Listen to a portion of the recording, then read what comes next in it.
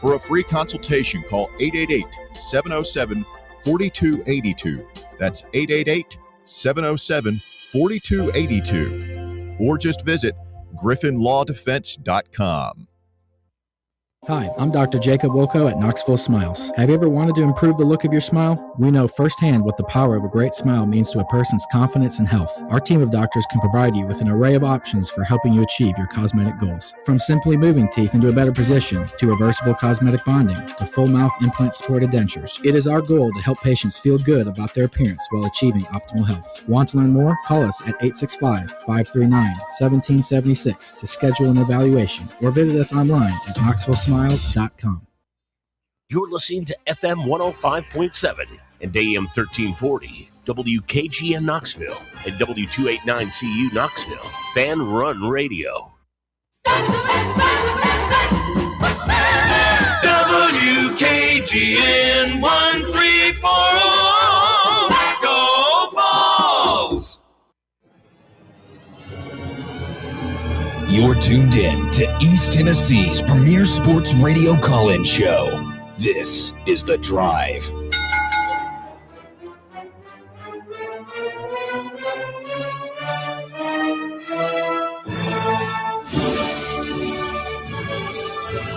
And hello, good afternoon, and welcome to another stellar edition of The Drive here on Fan Run Radio. Russell Smith punching the time clock on a Thursday afternoon edition of the program. Thanks for being with us.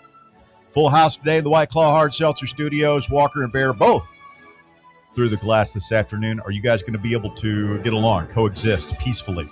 We always get along and coexist peacefully. Yeah. It's just when one of you's not here, the other one feels inclined to rip whoever's not here. I feel like that's not just on this side of the room. I've noticed this about everybody on this show. If you're not here, you're getting it. We trash you. I took shots at Bob when he was out last week. Typically false. Yeah, I mean, when did facts ever get in the way of cheap shots from one of us towards the others? That's true. Yes, we're going to get along. Excited about today's show, Russell. That's good. That's good. We're in silly season. Yeah, now. man. Yeah, we got a good one. The Drive's first annual movie draft is coming up today. And we have, in typical fan run fashion, kind of figuring this out last minute, making last minute tweaks to things. Who knows? We're going to try to do this 4:30ish here on the show. Coming up next hour, we're going to start this. We're going to start with the 1970s. Did we decide like 60s and 70s? No, 70s. Just 1970s. Okay. 70s. All right. 70s. All right. Feel like we're leaving out a lot of great films from the 60s and prior. Leaving out a lot of. If you want to do pre-70s, Apologies that's to cool, the- but you can't add the 70s. 70s can't go with like the 60s and the 50s. Yeah. Apologies to the Charlie Chaplin fans. We're not going to go all the way back in time. They're out there, man. They are out there. You're a fan of the oldies. I imagine did you watch a lot of TV with your grandparents when you were a kid? Is that where you saw these movies? A little bit. No, I've just always liked movies. I liked older movies. When I was minored in cinema studies at UT, and I remember they were like, I forgot. Were you aware of this, Bob?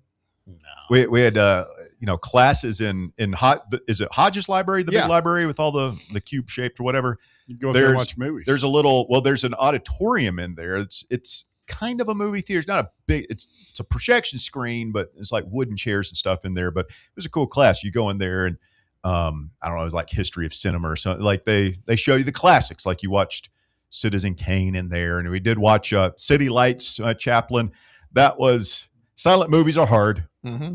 Not my favorite. And I remember like once, this is how you know you're a movie guy, is like they showed Citizen Kane. And I remember, it was a class of like 30 or 40 people, and a lot of people did not like it.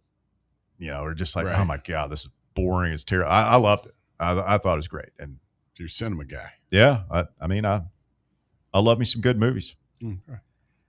Yeah, Walker, did you take it as an elective in high school? Because they, at the school you graduated from, they offered up a senior elective. My daughter took it. My son took it for cinema. Mm-hmm. Yeah, with a professor that had been there forever, Patrick McRae. Yes. He was a character. I never took one of his classes. I just never did the movie thing in high school. as you guys have kind of figured out, I've only started watching a lot of these movies in the past year and a half. Mm-hmm. So no, I didn't do it in high school, but I know a lot of people that did.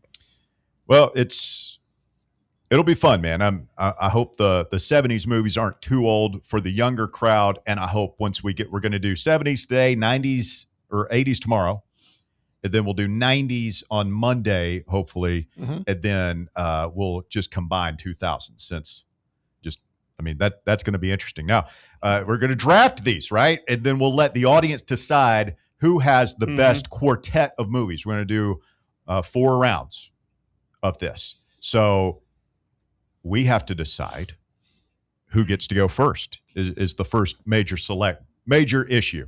And I was thinking about this, like there's so many good movies, and I'm looking through the 1970s. I almost don't want to go first because I feel like that's a lot of pressure. There's a ton of movies that qualify from the 70s as number one picks, but I don't feel like there's one that just is like a Peyton Manning that just stands out above all the others.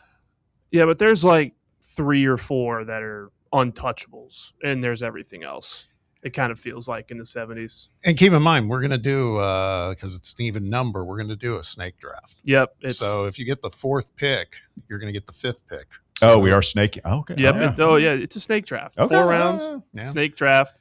Once the draft is done, we're going to post our picks onto the Fox Sports media account on Twitter. We'll put a poll up, and you guys will have 24 hours to vote, and we'll decide the winner when we get back. All right. Sounds good. We're already getting folks on the live chat. Oh, yeah. Making some suggestions already. I'll think for myself. You guys can take the knuckleheads, the Twidiots suggestions if you want. Okay. I've got my own plan going on here. Let's go to the Fan Run breaking news desk.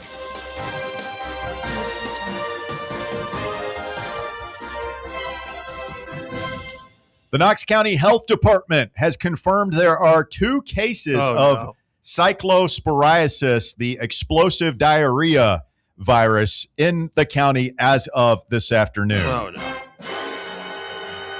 Do they say where where they got it? Knox County Division Director of Epidemiology, Corrine Tandy, says 2 cases are, quote, not an alarming number, end quote.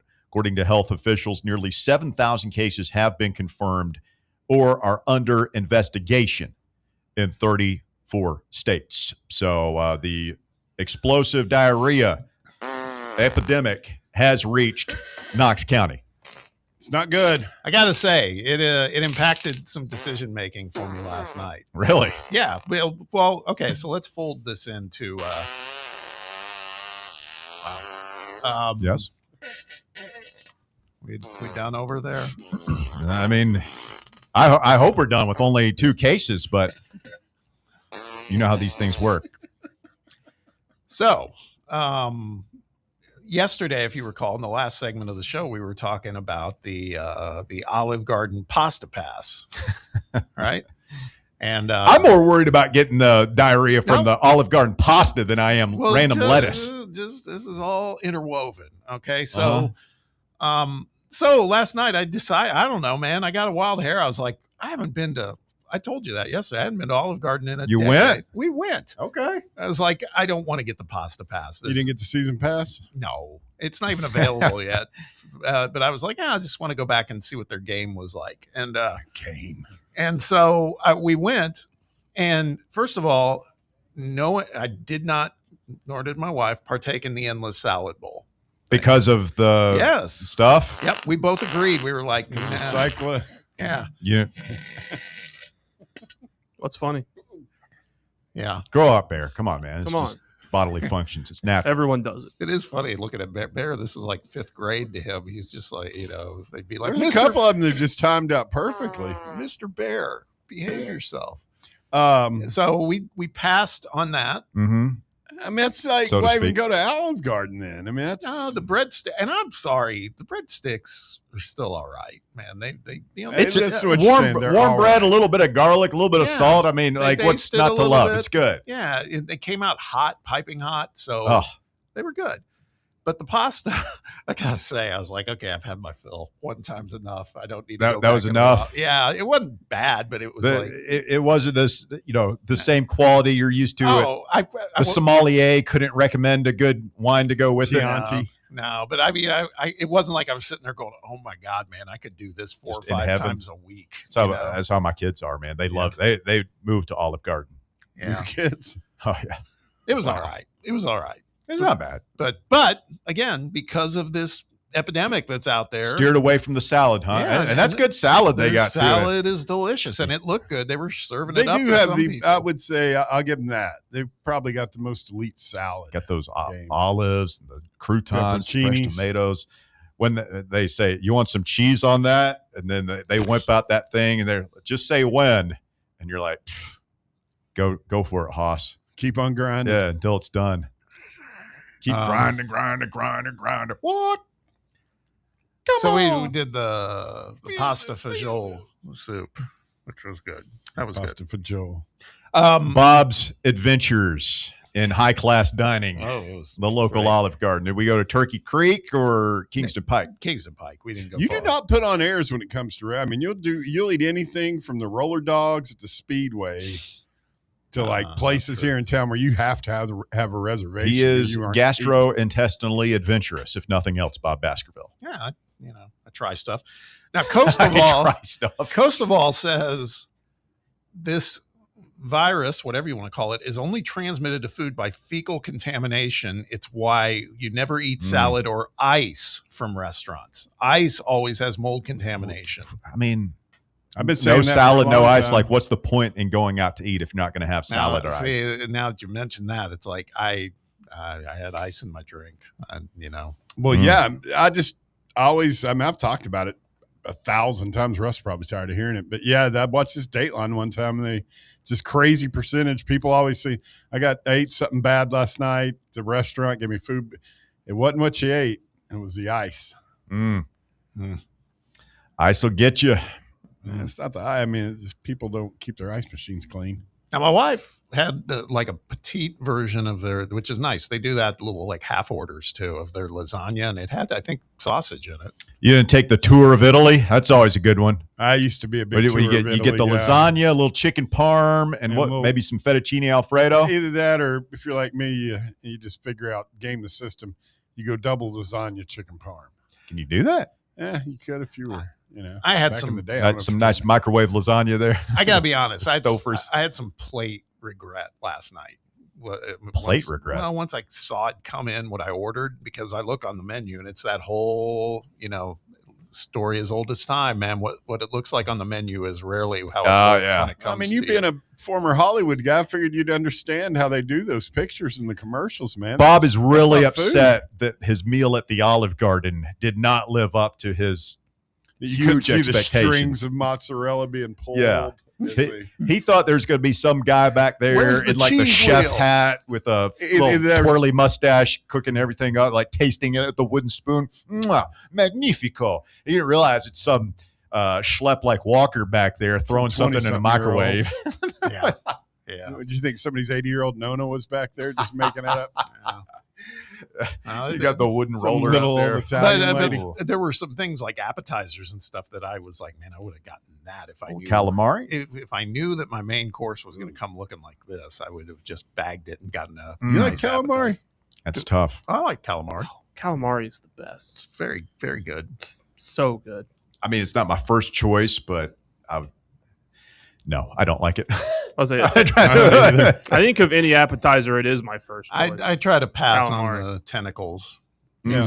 Just the rings. I mean, of- why would you go with the squid when you know you got fried cheese right Is it there, right squid next or to it on the? octopus? I think Is there a calamari's difference? better. Yeah, they're two different animals. It's like asking the difference between a dog and a cat. They both have 4 legs. If I fed you dog meat and cat meat, would you be able to tell the difference? No, because I don't think I've ever had dog meat. I just slaughtered this horse last Tuesday. I do think I accidentally ate some of the other one time at a local, now closed buffet place. Wait. You mean you ate cat? That's what we were concerned. The concern amongst our group of friends that went to lunch there was. This has got to be right along the lines of, he probably had to go through some pretty rigorous training with KGB stuff. I mean, I don't know about all that. They For the love of probably, God. It did involve something that it was probably pretty close to what our fellow Knoxvillians are suffering today with the cyclo whatever. In my country, we eat the dog with a little bit of ketchup. He's good, yes. GBO Kyle Beach says the best bread going is the Red Lobster bread. I mean, Oh. the cheddar biscuits, maybe he's talking Ooh, about. those are pretty stout, but if we're just talking Italian, there's nothing better. I can't ever remember the name of it. It's right down here on North Peters Road. There's nothing better than the place that I don't even know what it's called. Oh God, it's Italian place. I know It's it's been there forever. Altruda's. Altruda's. I have never been to that. So place. Really? And I have friends in Indiana who have been to down and have gone Fantastic to restaurant. The Altruda's. garlic knots. And They're like these Oh. square yeast rolled, and they're like drowning in like liquid butter with like garlic God, just so shaved all over. it's That so sounds good. delicious. I wouldn't plan on kissing anybody for about 2 or 3 months after you eat them, but So good. They're Great. pretty good, man. We should go, Bob. Yeah. Fellas Altruda's. date, Altruda's. Or, we could be like the Sopranos, they're always like dressed up in suits eating at the Italian restaurant. Oh, the gravy's good today. Oh, I know sometimes these stories probably become tiresome, but in my Hollywood days, I had a boss that was from the East Coast and was very, very, he was like at a central casting for The Sopranos. And we had a weekly staff lunch at this same Italian place in Hollywood every single week. And honestly, I started looking forward to it. It was kind of fun. yeah. Bob, your Hollywood stories could never get old, man. I think that should be a daily feature on the show. Especially now. You're dining with gangsters. You're going over to starlets' houses. They've got nude pictures of them up on the wall. You're hanging out with Howard Stern and Martha Stewart. Bobbit and showing. I can't get enough of these stories, man. They're fantastic. Oh, well, They're funny. they are funny. Most of them are. It's been. The hot chick from the 80s soap operas with their naked paintings. Yeah. All right. Coming up, we will have we're drawing cards for the. We doing this on air? Yeah, we'll do it on. We could do it on air. We could. Do it on the we break. got to keep this. Oh, it has Free this of has to be- conspiracies, yeah, right? this has to be on the All up and right. up. Well, then I trust him zero. when Yeah. it Well, comes then to here's you. what's going to I happen. point at Stop. you. Here's what's going to happen. Just stop talking. Whoa. Ooh, Easy, easy. I have 4 playing cards. If you're watching on video, you can see it plain as day. Make sure Russell does it. 4 playing cards: an ace, a 2, a 3, and a 4. Okay. Ace is low. Aces represents 1. Okay. Okay. I'm just doing a little shuffle now, and I'm not looking at them or anything else. And I'm going to take them into the production room. I'm going to give you guys the first 2 picks. All right, I got let's- one question here. Okay. Just one. I need a little bit of clarification. Here we go. Oh, Yeah. God. So if I draw the ace, I have the first overall pick. You have the first overall pick, but it's 4 rounds and it's a snake Yeah, draft. okay. I So just that wanna means make you sure. have the first and the 8th pick. Okay. And then you have the 9th pick. So look at it that way. You got 3 in the top 10 if you're first pick. All right, we're going to take a quick timeout. We'll come back. We'll draw for the order, and then we'll get into it here this afternoon. We got the British Open underway. We've got a really interesting mock draft for next year's Major League Baseball draft that has a Yes. couple of Vols going very early. Again, very talented round, and a major league contract being signed today that has Walker very excited. We will talk about all these issues and more as we get into it this afternoon. Thursday edition of The Drive. Open up the phone lines here. 865-966-3435 is your number. 966-3435. Fan Run Radio. The Drive continues right after this. The Drive. Can't get enough Fan Run Radio? Download the free Fan Run app and take the best Tennessee sports conversations with you wherever you go. Only 3 homestands remaining for your Knoxville Smokies, and some of the best promotions are still to come. Join us the last week of the month for Paint the Park Pink Night or Knoxville Giants Night. In August, we've got UT Night and free hot dog night, and we end the season in September with Ice Bears Night and Fan Appreciation. So much fun still to come. So get your tickets now at SmokiesBaseball.com. Knoxville Smokies. a brand built in Tennessee and born from the love of the game. Inward Half revolutionizes golfing comfort. Crafted by a former pro and dedicated enthusiast just like you, our luxury performance wear guarantees you stay cool and comfortable through every swing and every day. We're not just a brand. We've set out to create a lifestyle for those who understand that impeccable style and premium performance are a hole-in-one. Enjoy the walk-in with Inward Half. Barley's has live music on weekends, general team trivia on Wednesday nights at 8 p.m., and now live sports trivia courtesy of the Knoxville Trivia Guys every Thursday night upstairs. The game starts at 7 p.m. and is free to play for everyone, so head on down to the Old City and show off your sports knowledge and win gift cards to Barley's. Use those gift cards to buy some delicious food and drinks, and you can take it all in with their wide selection of TVs and indoor projectors. Barley's Tap Room and Pizzeria. Is your yard starting to look more wild and welcoming? Yeah, don't let your landscape be that house on the block. At ECR Total Landscapes, we make sure your outdoor space is something you're proud of. From de-weeding flower beds to leaf blowing, trimming, mulching, and more, completely customizable to your property's specific needs. We'll handle it all. Why spend your weekends sweating it out in the yard when you can just sit back and enjoy it? That's the ECR difference. And right now, new customers can get 10% off your first month of our monthly maintenance package when you sign up for a full calendar year. That's right. Consistent, reliable service at a price that makes it easy to get started. No sweat, no hassle, just a better looking lawn week after week. Call ECR Total Landscapes today and mention promo code FANRUN to save 10% on your first month. Call 865-384-2012 or visit us online at ecrtotallandscapes.com.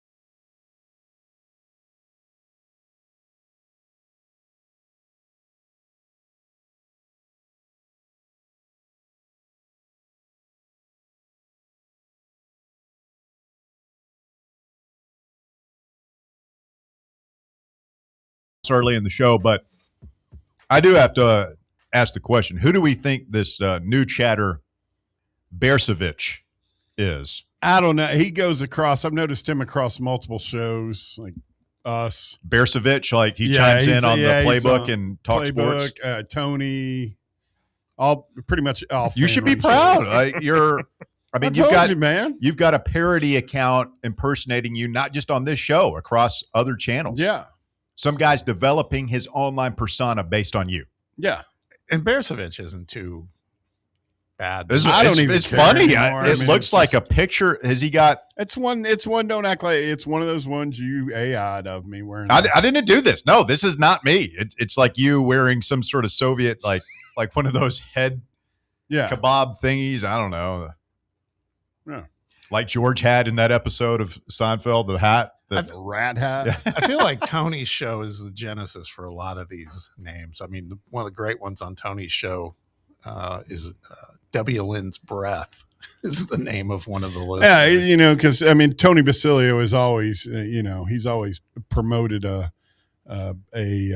healthy discourse, and highbrow, high IQ humor. Yeah. When I think of intellectual humorists, I think of Tony Basilio. Wow, are you just going in on TB right now? I might.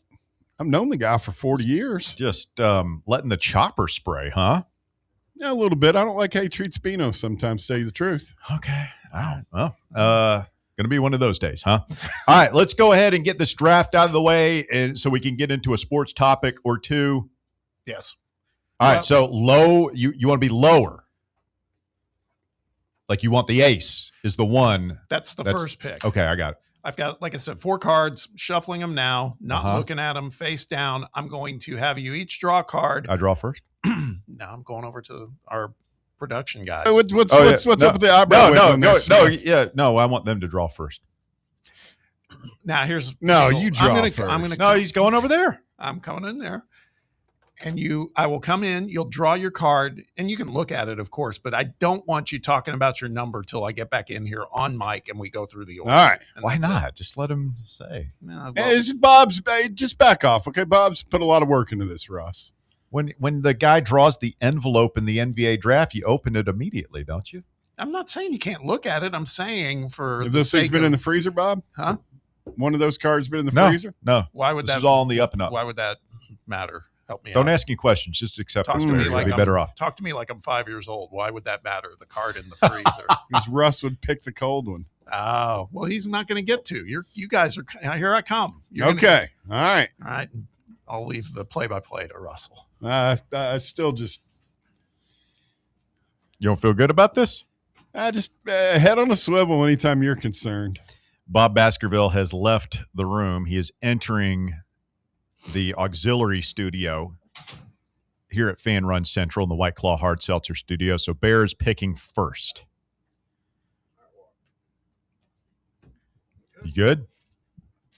You guys feel good? That went quickly? Yeah, All we're right. good. Bear and Walker both have cards. The suspense, I know, it's just has all of Knoxville on the edge of its seat right We're now. ready. Why is it taking him? Like, what is he doing right now? He left the It's- room it's 10 10 seconds feet. ago. Is he looking at What is he left? doing? There he is. Why did that take so long? You travel through a vortex? You got caught up with William. We're doing a show. He doesn't. What do you mean he doesn't know? What do you think? What we do here? Get on your mic. All right. So here's mine. I'll take the top one there. Okay. All All right. Now what, Kemosabe? Who has the number 1 pick? Wow. There Okay. it is. Bears picking number 1. So happy. Number 1. No, I'm really not. Walker said it best. I think was it before the show, Walkman? What'd I say? That Top heavy draft? we'll know that being the number 1 overall pick might not be a good thing here. You always want the number 1 pick, man. You got There's total so many good. I'm telling you, man. I think that we could have done a whole nother thing. See, I don't in the want one either 70s. because I don't have a clear-cut number 1. total control of your destiny right there. And what I will also tell you, though, we didn't talk about this, but if you get the number 1 pick, for the ensuing decades that we're going to do in the next few days, you don't qualify for the number 1 pick again. No. I figured we'd just go down. Like we'll figure it out. That's 1 fine. would go to Yeah, 2, we'll 2 figure to it out. 3. We'll 3 to figure that 4. out. I'm just saying this is your first and last chance at being the number 1 pick. Big Dog in West Tennessee says Bersevich has to be DR Vol. And that wouldn't shock me at all. I mean, again, when I think of just hyper intelligent comedy geniuses, I think of DR Vol. Okay. Who's got the number 2 pick? Why, that would be me. I go number 2. Nothing fishy about that at all. I picked the last card. Okay. You guys all got cards before me. Yeah. You were gone a long time, Bob. That walk across the studio took a long time. That's all I'm saying. A lot could have happened those 30 seconds. Take it up with Billy Pattison. All right. Okay, who's number 3? Russell? That would be yours truly. Yeah, that would make me the 4th pick. Now, The snake. Now, how ironic is this? Walker, who's probably the least informed of the 4 of us on 70s movies, he's going to have 2 of the top 5 picks back to back. It's good. I'm comfortable with my position. Here's the thing. I think we specified at the beginning. You have to have seen the movie to pick it. Correct. So if we get down to the last How couple many 70s picks, movies have you seen? I've seen a decent amount. Okay. I've got probably 10 that I've seen, but it's a 16 pick draft. So yeah, could be a problem. Yeah. Yeah. And which means a little strategy for you guys. I can't take Star Wars. Can't. Because I haven't seen them. That's right. You haven't seen Star Wars. Wow. Yeah. That is bonkers. Yeah. So All there right. you go. We'll Yeah, that's resume coming it up later. in hour number 2. Should be a lot of fun. The first annual Drive movie draft. You decide who picks the best 4 films of the 1970s coming up here a little bit later on in the show. Interesting story today, and of course, I've lost it now, but transfers in the SEC coming up this year. College football is going to be a really interesting story here. And, we talk about Tennessee and the transfer portal strategy. It sounds like, they have not gone as transfer heavy as some of the other schools in this league the past couple of years. Feels like we're adjusting that a little bit now, not pouring as much money this year into the high school recruiting class, DGG notwithstanding. And you would think, we'll see what happens. Josh Heupel's not going to tell us anything about the strategy, but proof will be in the pudding. It feels like they're going to add more guys after the season this year than they had typically done. Tennessee added 22 transfers after last season to this year's team. Where does that rank in terms of the SEC? On3 has crunched the numbers. Where do you guys think? Bear, have you seen this number? No, I have not. Where do you think Tennessee ranks in the SEC in terms of, I'll go ahead and tell you, Arkansas has the most transfers. Georgia has the fewest. Where do you think Tennessee falls in that hierarchy? Honestly, probably somewhere in the middle, 7 or 8. Actually, 14th. Really? We're down there with Georgia. Yeah, the only two schools that have taken fewer transfers than us, Georgia took 21. Texas, took 21. Georgia only took 15. So they both recruit. Yeah, and those are consensus top 5 teams coming into the season, right? Right. So what does that tell you? They go heavy on because those two schools out of the SEC, especially since Saban's left Alabama, they don't have multiple 5 stars at Alabama this year. That's a whole nother story. They get the cream of the crop coming out of high school, and I think they're both from that. Sarkisian and Kirby are probably both from that same school where they take transfers, obviously, but they also, their percentage leans more towards, high school kids. So Georgia, 15, the fewest amount of transfers taken. Arkansas at 48. Arkansas, A, not that good. B, coaching change. So you're going to have a lot of transfers. Auburn, second most. They have 46. Coaching change, not that good. Yeah. LSU, who consensus top 10 team in much of these preseason polls, third at 44. A lot of people put a lot of faith in Lane Kiffin and his ability to provide a quick fix there. I think Kiffin's going to do well. I'm not sure they have a great year this year. Leavitt, I was reading up on this. He hasn't practiced yet. They think he's going to be fine, but that's why I didn't think he was worth what we talking like in that $5 million range for him. Mm-hmm. Now, I just didn't feel like he was a good bet. Ole Miss also, like LSU, has 44 transfers. So they had the coaching change. Now they were not bad last year. Obviously, they were very good, but they still lose a lot of guys with Kiffin leaving. But they still went in the portal, went portal heavy. The next 4 teams with the most transfers: Kentucky, Missouri, South Carolina, Mississippi State. So the top 5 all have new coaches. And they're all kind of yeah, they're scrambling to put together rosters. Yeah, so my takeaway here is, man, it feels like a lot of Tennessee fans are like, oh, yeah, we're doing the right thing, man. Get away from these high school recruits. Go more towards transfers. I don't know if that's the right strategy. I was just trying to track it down because I talked about this on my show last summer. Tennessee, I think they had a similar number of transfers last year. I want to say it was in the 20s again. And like last year, for example, Kiffin, I remember. It was last year or the year before that we had like 12. And then there was one year that we had 7. No, that's the point is I think they're kind of trending upwards, but it's been a slow creep versus Ole Miss last year under Kiffin had well over 30 transfers incoming.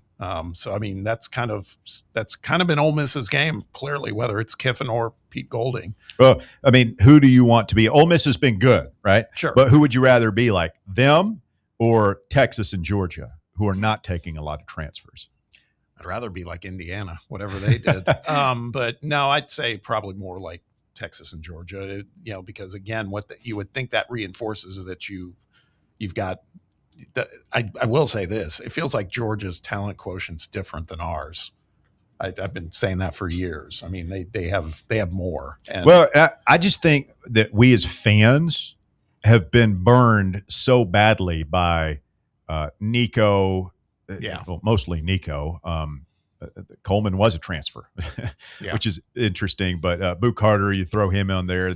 And even coming into this season, knowing that we've got all this money tied up in two quarterbacks and only one of them can play, and neither of them are experienced, I think there's a lot of fans, and I understand it. I'm kind of one of them that are like, man, just go out and buy your players. Just go out and spend your big money on a guy that you know is going to play. It's working for Rick Barnes. It's working for Josh Elander. Just go ahead and do that. I don't know. It'll be interesting to see what happens after this season. Josh Heupel, whether we have a good season, bad season, or in between. Like, how hard are we going to go in the portal, and how successful are we going to be? Barnes and Elander got just about anybody they wanted, it seemed. Is Josh Heupel going to be able to have a similar effect? I would be interested to, and maybe Walker, you can effort this. I want to say our number of transfers last year for Tennessee going into the 25 season was like similar to this, maybe one or two higher, maybe 23 or 24. So maybe, I don't know, it's like, maybe this is the right number, but at the same time, you watched what Indiana did, and it's, there's a lot of other underlying factors to that success. Probably first and foremost is the coach, but I don't know. I don't know what the answer is. Talk about transfers we brought in last year. Brought in. Just a quick Google AI search. I remember we had this conversation last year. We had a bunch of people leave, but I think we only brought in like 7 guys last year. We didn't, did we? It was. I thought it was very many. I thought it was a different number. It was really low last year because we were just kind of picking spots that we needed instead of having to revamp the whole roster. Just trying to. I mean, Aguilar, obviously, Wendell Moy, Pendleton, Star Thomas, Amari Jefferson, Colton Hood, Joey Aguilar, Josh Shell. Yeah, I know we talked about it last year. He doesn't bring in a lot. But this year we did. But and hopefully his percentage will stay up on his hit, because these guys have been fairly successful about who they've brought in. They have. Obviously, evaluation. Amari Jefferson and Josh Shell didn't work out, but the rest. Colton Hood did in spades. Yeah, the rest of those guys were good. You're never going to be 100% on these things. I think if you're looking to be over 50% on your hits. Yeah, and I feel like he's in that 60 to, if not close to 70%. Well, and that's probably part of the thinking is that they look at that and be like, hey, we're pretty good at this, at identifying guys in the portal, bringing them in and a little bit. Yeah, like maybe we should do that more because it just like I can't imagine the feeling of failure in those coaching offices when a guy transfers out that's like a freshman or sophomore that hasn't really played for you. Because every time you sign a freshman, you think he's going to you think he's going to be a player. We do. Everybody does. You think in terms of your hopes and the best possible outcome, and we know that's not going to happen, but you pay a guy, $200,000 and he doesn't do much his first year and maybe gets bumped up to $300,000 and he does, and then he leaves anyway. And you're like, oh man, there's $500,000 we just wasted. And you don't, the worst part is when somebody leaves and then they blow up somewhere else. They either blow up or they continue to explode the way. By the way, real quick, Walker, I was doing my preseason research before the show today. I was reading about Oklahoma. Mm-hmm. We do our research. Have you done your research? Not Oklahoma. Colorado, because they play Georgia Tech the week before we played them. So obviously Boo Carter is projected to start there. You guys remember that Larry Johnson guy who came in and played offensive tackle for us. Yeah. When Hurd got hurt at Arkansas. Everybody kind of liked him. He did all right. He was all right, yeah. He's still on that roster. Really? Yeah. Wow. He's still playing for Colorado. That's nuts. Anyway, random nugget there for you. Yes, Walker. I was just going to give more context. So in 2025, we took 7 guys. In 2024, like that kind of first year of transfer portal, we only took 8 dudes, but you'll know pretty much all their names. It was Chris Brazel, Lance Hurd, Miles Kitzelman, McCoy, Jalen McMurray, Jackson Moy, Jacoby Thomas, along with Holden Stays. All of those were starters except for Stays. Well, and Stays was a contributor. Like, I wouldn't label him a bust. He just he saw that he couldn't get on the field, so he went somewhere. Did he go to Indiana? He did. He won an ad. So, I mean, that was 100%. Yeah. So, yeah, they're looking at their track record, Heupel's crew is, and saying, man, we're pretty good at this transfer portal game. Let's go a little heavier there. And, I mean, going from 7 or 8, whatever it was last year, to 22, that's a pretty big jump. Yeah, that's a big jump. I don't know that it has to go that much higher. I don't think you want to get into a situation where you're bringing in 40, because that's either you had a bad season or you're going through a coaching change. See, I think, and to your point, I think some of it's identifying talent, but the other thing is the more numbers you bring in, we saw it with Florida State a couple of seasons ago, the higher the chances are, particularly in football, when you're getting into the 30s and 40s, the higher the chances are you're going to have somebody just, be toxic and not really an asset and kind of, infect other players and all that. That's where the coach becomes so important. I mean, we've seen, Mike Norvell would be out of a job if he didn't have a $50 million buyout down at Florida State. It's how important the coach is and his coaching staff to be able to make that chemistry work with all the new guys. That's it. Coming up, we'll get to the phones at 865-966-3435. If you want to jump in, a couple lines available there, 966-3435. It's a quick timeout, and we're back with more Fan Run Radio right after this. The Drive. Check out exclusive Fan Run video content on YouTube. Just search Fan Run Sports and be sure to like and subscribe. What kind of day is it? It's a White Claw day. Grab a pack, grab your friends. Everything else in life can wait. Your friends shouldn't. Let's go. White Claw. Grab life by the claw. Please drink responsibly. Hard seltzer with flavors. White Claw Seltzer Works, Chicago, Illinois. Ball fans, reimagine your home at Broadway Carpets and Flooring for any remodeling or building needs. With a variety of carpets, rugs, hardwood, vinyl, and stone, Broadway has all the flooring and installation options you're looking for, including pet-resistant products like Pet Perfect Carpet from Shaw Floors. Visit their showroom in downtown Knoxville or the location in West Knoxville located on Kingston Pike near Pellissippi Parkway today. Hi, I'm Dr. Mike Costa at Knoxville Smiles. Here at Knoxville Smiles, we're all about making it easier for you to see the dentist. That's why we're now open until 7 p.m. on Tuesdays and Thursdays. If going to the dentist in the morning or during normal business hours doesn't fit your busy schedule, come see us a little later. Call 865-539-1776 to schedule your appointment, or just visit us online at knoxvillesmiles.com. Smile brighter with Knoxville Smiles. Blackford Veterinary Surgery Referral specializes in surgeries not regularly performed by your pet's general veterinarian. They're currently accepting referrals from vets all across the country. With their newly renovated state-of-the-art surgery center and highly trained staff, clients can rely on professional and thorough care. If your vet says that your pet needs surgery or rehab, ask for a referral to Blackford Vet and let them get your best friend back on its feet. Located conveniently in West Knoxville. For more information, visit blackfordvetsurgery.com. Are you looking for a treat that will knock it out of the park at the next watch party? Just like your favorite baseball team, Crumble brings the best lineup week to week with an expanded roster that includes key lime pie, strawberry cake, or my personal favorite, Monster featuring M&M candies. Let Crumble treat you to the best cookies in the game. Download the Crumble app and start earning rewards. You can even vote monthly on what flavors you would like to see at any store of your choice. Warmer weather is here, so get to the ballpark, but don't miss the cookies.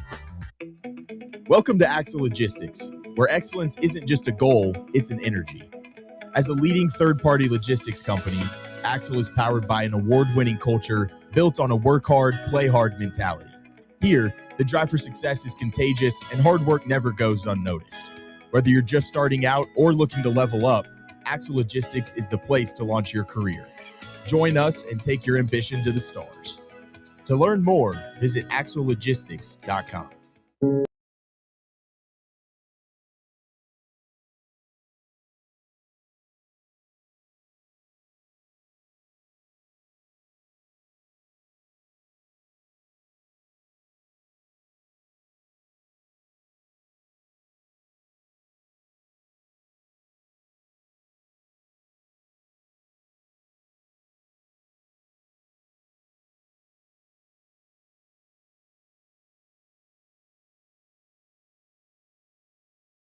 security cameras footage yet to find out what Bob was doing in those 30 seconds. Hashtag release the files.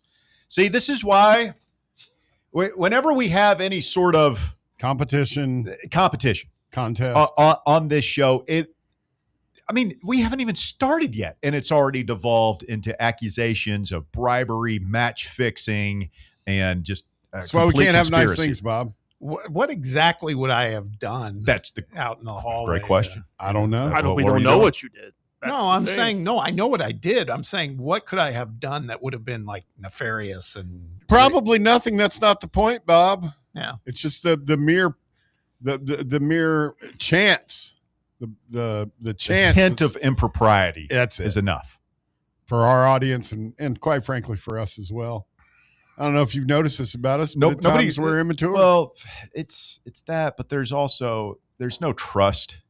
Nobody trusts anybody. Well, you do that eyebrow wiggling thing. Everybody just automatically assumes the worst. Everybody just automatically assumes that Bear's trying to screw over Walker, who's trying to screw over Bob, who's trying to screw over me. It's all true. And at the end of the day, you're just trying to screw us all over. Yeah. No. Well, we're all trying to win here. We're not trying to screw each other over. We're all trying to win. That's the whole thing. It's a stupid movie draft. Yeah, who cares who has the wins? best? So you don't want to win? Oh, I want to win. There you go. Okay. I've given up on that because, as Russell always does, he puts it to a popularity contest to his sycophants and lackeys out there. And that wasn't even my idea. That was Walker's idea. Of course it was. You're a master. You planted that idea in Walker's head. Well, would you rather the teams be unlabeled? Team 1, Team 2, Team 3, Team 4? It's actually not a bad idea. Anyone who listens to the show will know who picked what, but Beresovich just struck saying, speaking of trust, see Knox Catholic. It's because we hired some guys on Logan Quinton's recommendation. Throwing Logan under the bus? Yeah, you missed this while he was gone. That's who he's blaming for all Catholics' problems. Really? It's a guy. It's a guy from Powell, and Logan's affiliated with Powell. Captain Accountability. You're blaming Logan for your school's falters and follies? No, I am because it was a Powell guy who had gotten fired. They never should have hired that guy. Never should have hired him. He'd been fired for violations. It's unbelievable. Logan, we don't stand by that. And when I say unbelievable, I mean totally believable. Well, Tennessee baseball had a great adventure in the Major League Baseball draft. We got most of the guys we wanted to campus, both transfers and high school prospects. Already, the seam heads out there are looking forward to the next baseball draft. Yes, the 2027 Major League Baseball draft. And Joe Doyle of Overslot, who is really good when it comes to the draft. And, he's maybe the Mel Kiper of Major League Baseball when it comes to analyzing the draft. He has released his inaugural 2027 MLB mock draft. And it's just the first round, right? Because if you did a 20-round mock draft for next year in baseball, you'd be a real sicko. That'd be nuts. Those people are out there. 3 Vols, 3 guys with Tennessee ties projected in the first round of next year's draft. He projects Trent Grenlinger to go number 6 overall. He'll be a draft-eligible sophomore. So that means that he's had a monster year, right? And then he has Dylan Seward in the number 3 overall pick. He's a shortstop that we have committed. So rising high school senior, he has the Angels taking him at number 3.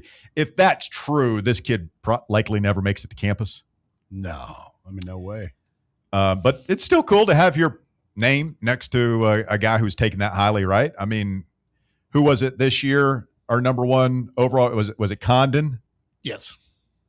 No. It was cool to see him. Grenlinger went before Condon. Did he? Yeah. Both of those guys. It is cool to see Tennessee's name attached to those guys, and we'll follow their careers and everything. The other guy that they had going in the first round next year, Bear, have you seen this? Mm-mm. Who do you think it is?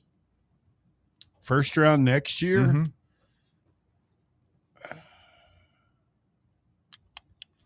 I have no clue, man. Grimmer, Clark. Is it a pitcher or a fielder? Outfielder. Oh, the kid from Morristown? No. Oh. Blaine Brown. They have him mocked at number 26 overall. And think about how much he struggled when SEC play came around. This is why, I think a lot of casual fans are like, well, we got to recruit over him. Like, we don't want to, people were calling for him to be benched last year and everything. Last year was like his first year, right?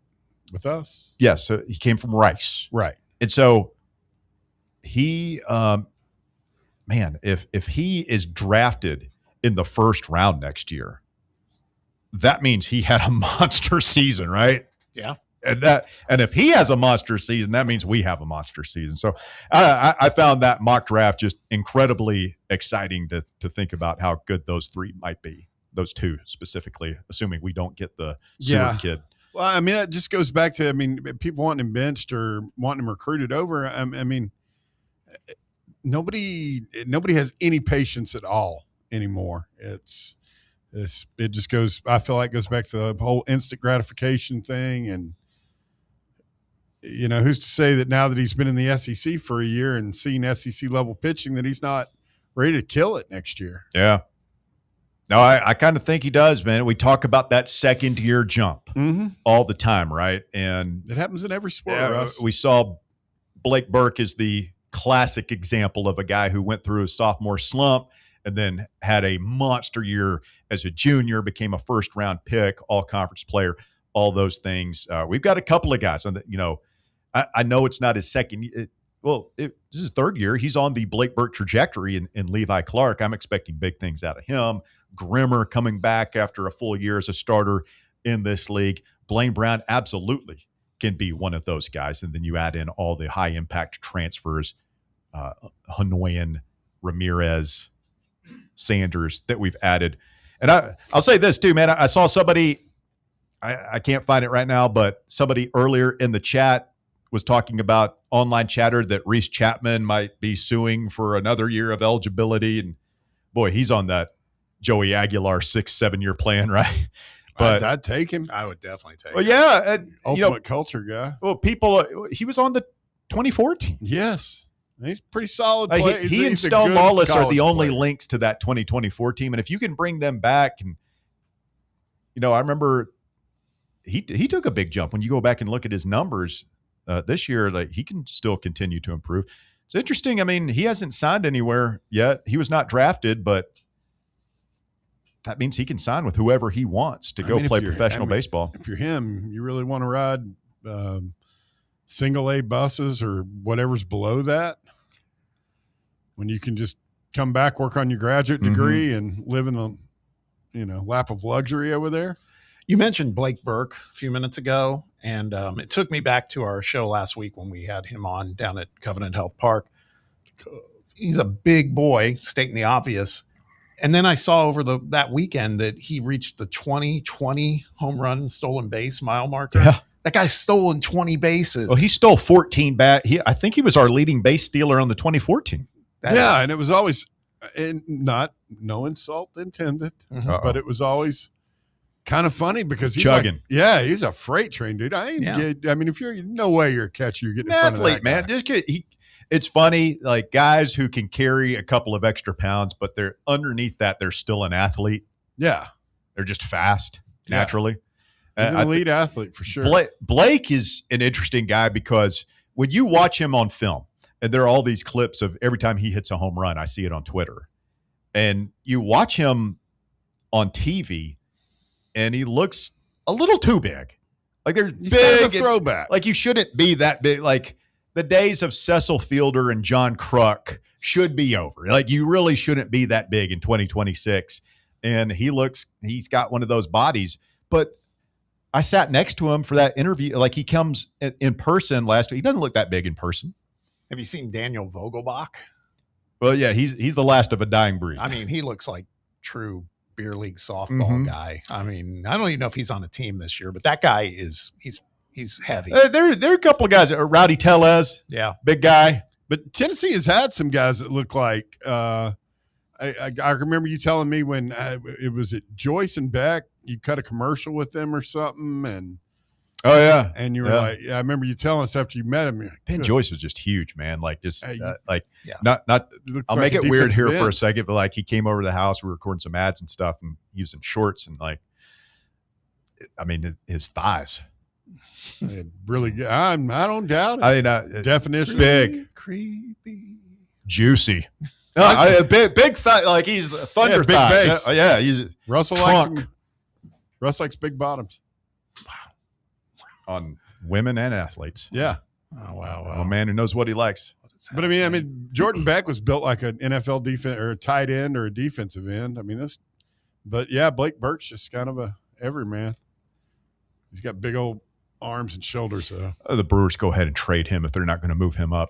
I want my Vols in the big I saw leagues. some All-Star break article. It might have been on CBSSports.com, and they were talking about guys to watch, dark horse guys to watch in the second half of the season.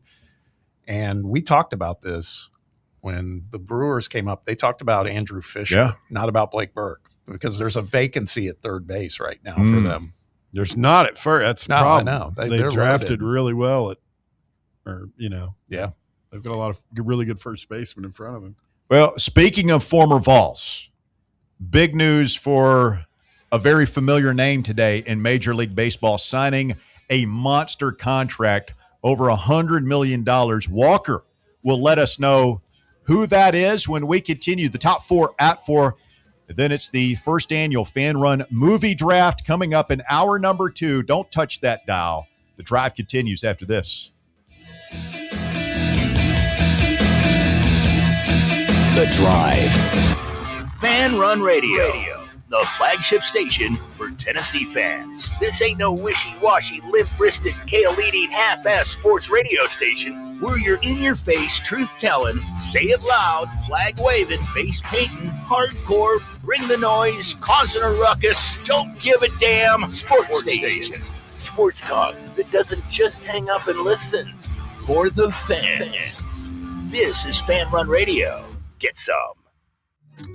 In a world filled with deadlines and screens, sometimes we forget the simple joys of life, days filled with special moments. At Inward Half, we understand the essence of these moments. Feel the difference between our breathable fabrics and flexible apparel as you disconnect from the hustle and bustle and reconnect with what truly matters. Inward Half. Simple luxury for on and off the course. Hey, Vols fans, Cody Brown here. I grew up right here in Tennessee and know what it means when someone says, I've got your back. That's why you can trust Farm Bureau Insurance of Tennessee. Whether it's your home, your vehicle, your family's future, or the business you built from the ground up, we will show up for all of your insurance needs. We are Tennesseans who understand what matters, which is doing right by you. Insurance is not all about just paperwork and policies, but it's about the people we insure every day. So if you want insurance that hits home, give me a call at 865-992-3871. Go Vols. Are you ready for the start of a new season? Maybe looking for your team to go on a tournament run? Get game day ready with Crumble. Head on over to your nearest location and pick up 12 pre-selected cookies plus exclusive toppers. When you're looking for dessert options, there's no question about who you should call on. Our listeners already know. Last year, the Dubai chocolate was a home run, along with the brownie batter. Oreo crumb was another crowd favorite. What new flavor will set the standard this season? If you're in the Knoxville area, there are 3 locations ready to serve you: Clinton Highway, Parkside Drive, and Maryville. Download the Crumble app to build your best lineup and vote on the best combos. You can even put your bid in to request a new flavor. Order in the app and slide on over to your nearest location. Tell them Fan Run sent you, and as always, it's for the fans, by the fans. Don't miss the cookies. Are you thinking of buying a home but don't know where to start? Well, call VFL Josh Travis, your local mortgage expert with Foundation Mortgage, based right here in Knoxville. Whether it's your first home or your forever home, he'll keep the process simple every step of the way. To get started, visit mortgagebrokerjosh.com or call 423-312-9777 today. Foundation Mortgage Company, LLC is an equal opportunity housing company. NMLS number 1387311. You're listening to FM 105.7 and AM 1340, WKGN Knoxville, and W289CU Knoxville. Fan Run Radio. We really need to get some branded stuff. Shirts, hats, promo items, something professional. I mean, we could just find a website and order a bunch of it ourselves. You could, but you're taking a big risk. You don't know the quality, the fit, the timeline.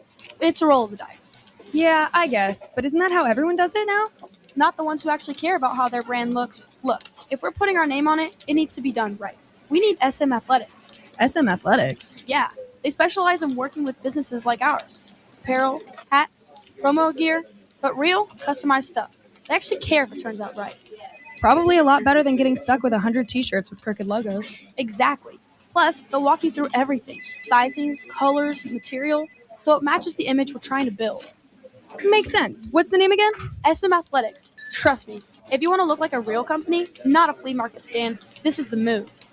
If you're serious about your brand, work with people who are serious about getting it right. SM Athletics. It's time for the Drive's Top 4 at 4. Hour number 2 of the Drive underway. Fan Run Radio, the top 4 at 4, brought to you this afternoon by ECR Total Landscapes. Walker Smith, what you got? Thank you, Russ. At number 1, ESPN ranked 3 Tennessee football players as the best to ever wear their number in college football. The 3 former Vols are Steve Kiner. Steve Kiner wearing number 57, Doug Atkins wearing number 91, and Reggie White wearing number 92. Who was they better said 16? They said the best player to wear number 16 was Trevor Lawrence. That's the dumbest thing I've ever heard Who in are my these life. people? ESPN. You need to drive Idiots. to Bristol. It's absolute moron. I saw this and I forgot all about it. Yeah, Trevor Lawrence. Yep. A better number 16 than does that guy even know how to put his helmet on straight? He's terrible. I mean, he looks like Helen Hunt. Won a national championship, played in 2 of them. Won a national championship. He was Dabo's do boy on that team. I guess he's pretty good, but better than Peyton Manning. I mean, this is the sheriff we're talking about. It's the sheriff. And you know what it is? It's that damn Heisman Trophy that he had been screwed out of in 1997. Oh, man. Like there'd be no question. There should still be no question. It's idiotic. Trevor Lawrence couldn't carry Peyton Manning's jockstrap. Who do they have as the best 31? Is that Lawrence Phillips? I'd have to go back and look, but I'll pull this up. Pull it up for later. You got me redneck mad on a Thursday. You're welcome. Yeah, it's my there's pleasure. a bunch of all players, and I can't believe anybody would be better than particularly interested in number 27 myself. At number 2, Alvin Kamara is reportedly staying with the New Orleans Saints as they finalized an agreement to restructure his contract to keep him in New Orleans. The 5-time Pro Bowler will receive a $6 million base salary for this season, with incentives that can bring it up to $8.5 million. Kamara was previously slated to play on the second year of a 2-year, $24 million contract extension, with $10.5 million salary cap hit for this season.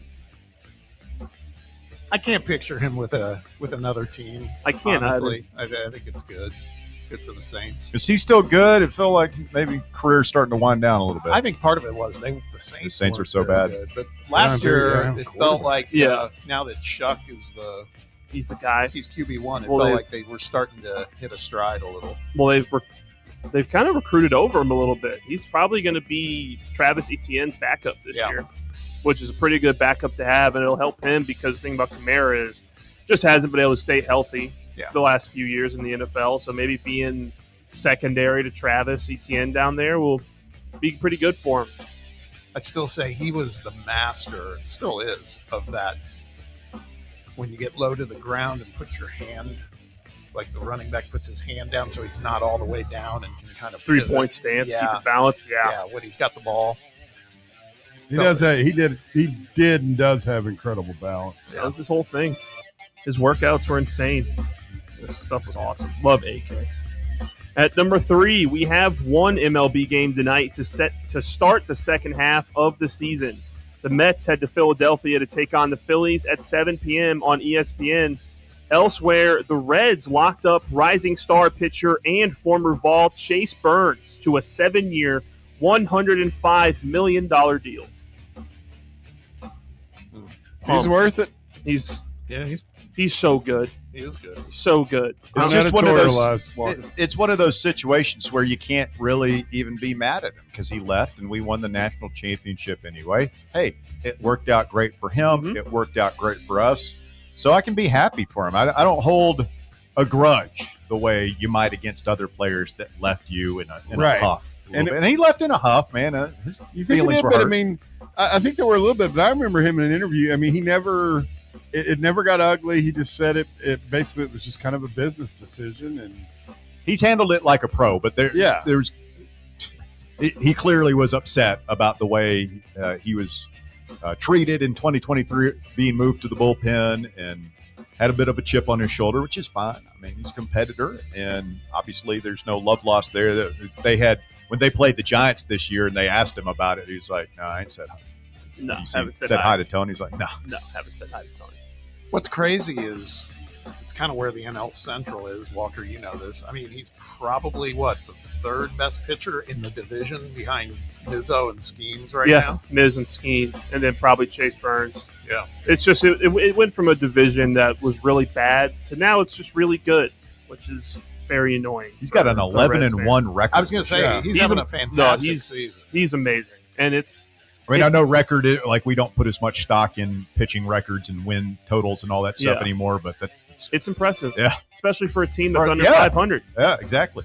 No, he's incredible. And it's like, speaking of Paul Skeens, like he under the radar had a similar track where he made it up to the majors like immediately after he got drafted. Like he spent less than a year in the minors, got called up in the middle of last season. And was excellent, but, had young pitcher stuff where he couldn't locate secondary pitches, couldn't make it through lineups. It's also cool to see him sticking in Cincinnati instead of chasing the bag. And I think part of that is as a pitcher, and he's never had arm surgery of any kind, you go ahead and take that. Like if he had waited, he'd probably put the pressure and maybe even gone free agency and got an even bigger deal. Yeah. But it's like, dude, you're playing really well right now. You got a chance to sign a $100 million contract. Go ahead, get it done. You're set for life now if you make good spending decisions. And a lot of these dudes are doing that. Like a lot of teams, this isn't the first time this year we've seen it. We've seen about 4 or 5 deals for these prospects that come up. Oh, the Braves are notorious for locking immediately guys up. giving guys all this money so that you can avoid arbitration and not have to worry about it, and maybe get an extra year after arb on the contract. So it helps everyone. It's awesome to see for Chase Burns. Speaking of ex-Vols, did you see in the last day or two, Gavin Keelan and Dean Curley both been promoted to Double-A? Did not see that. Yeah. Good for them. Making their way. Wonder if they are moving on up. Would they be in line to come to the Smokies? Maybe I don't know what teams they play for. I don't know. It's a good question. Keelan's with the Giants. I don't think they've got Double-A here. And then who's the other one? Curley. Is he with the Royals? I don't remember. Do you have a Royals affiliate in SoCon? No. Interesting. And at number 4, the Open Championship began this morning with the opening round from Royal Birkdale in Southport, England. American Jackson Suber leads alone at 5 under, with Daniel Brown and Sung J M close behind at 4 under. That's how you say that name. How would you say it? Sung J M. Thank you. The group at 3 under includes Thomas Dietrich, Big Shot Bob McIntyre, Cam Young, Bryson DeChambeau, Alex Smalley, and Francesco Molinari.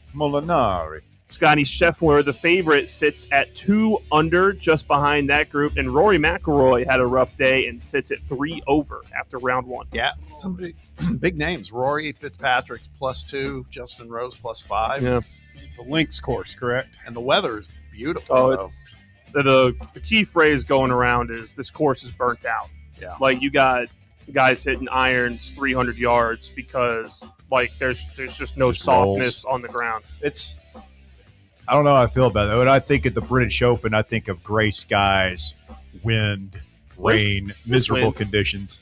There's wind there. It's just the ball just bounces, which is still links course where it's fairways are super huge and the ball just goes everywhere. But yeah, to your point, it was super sunny there today, the whole round.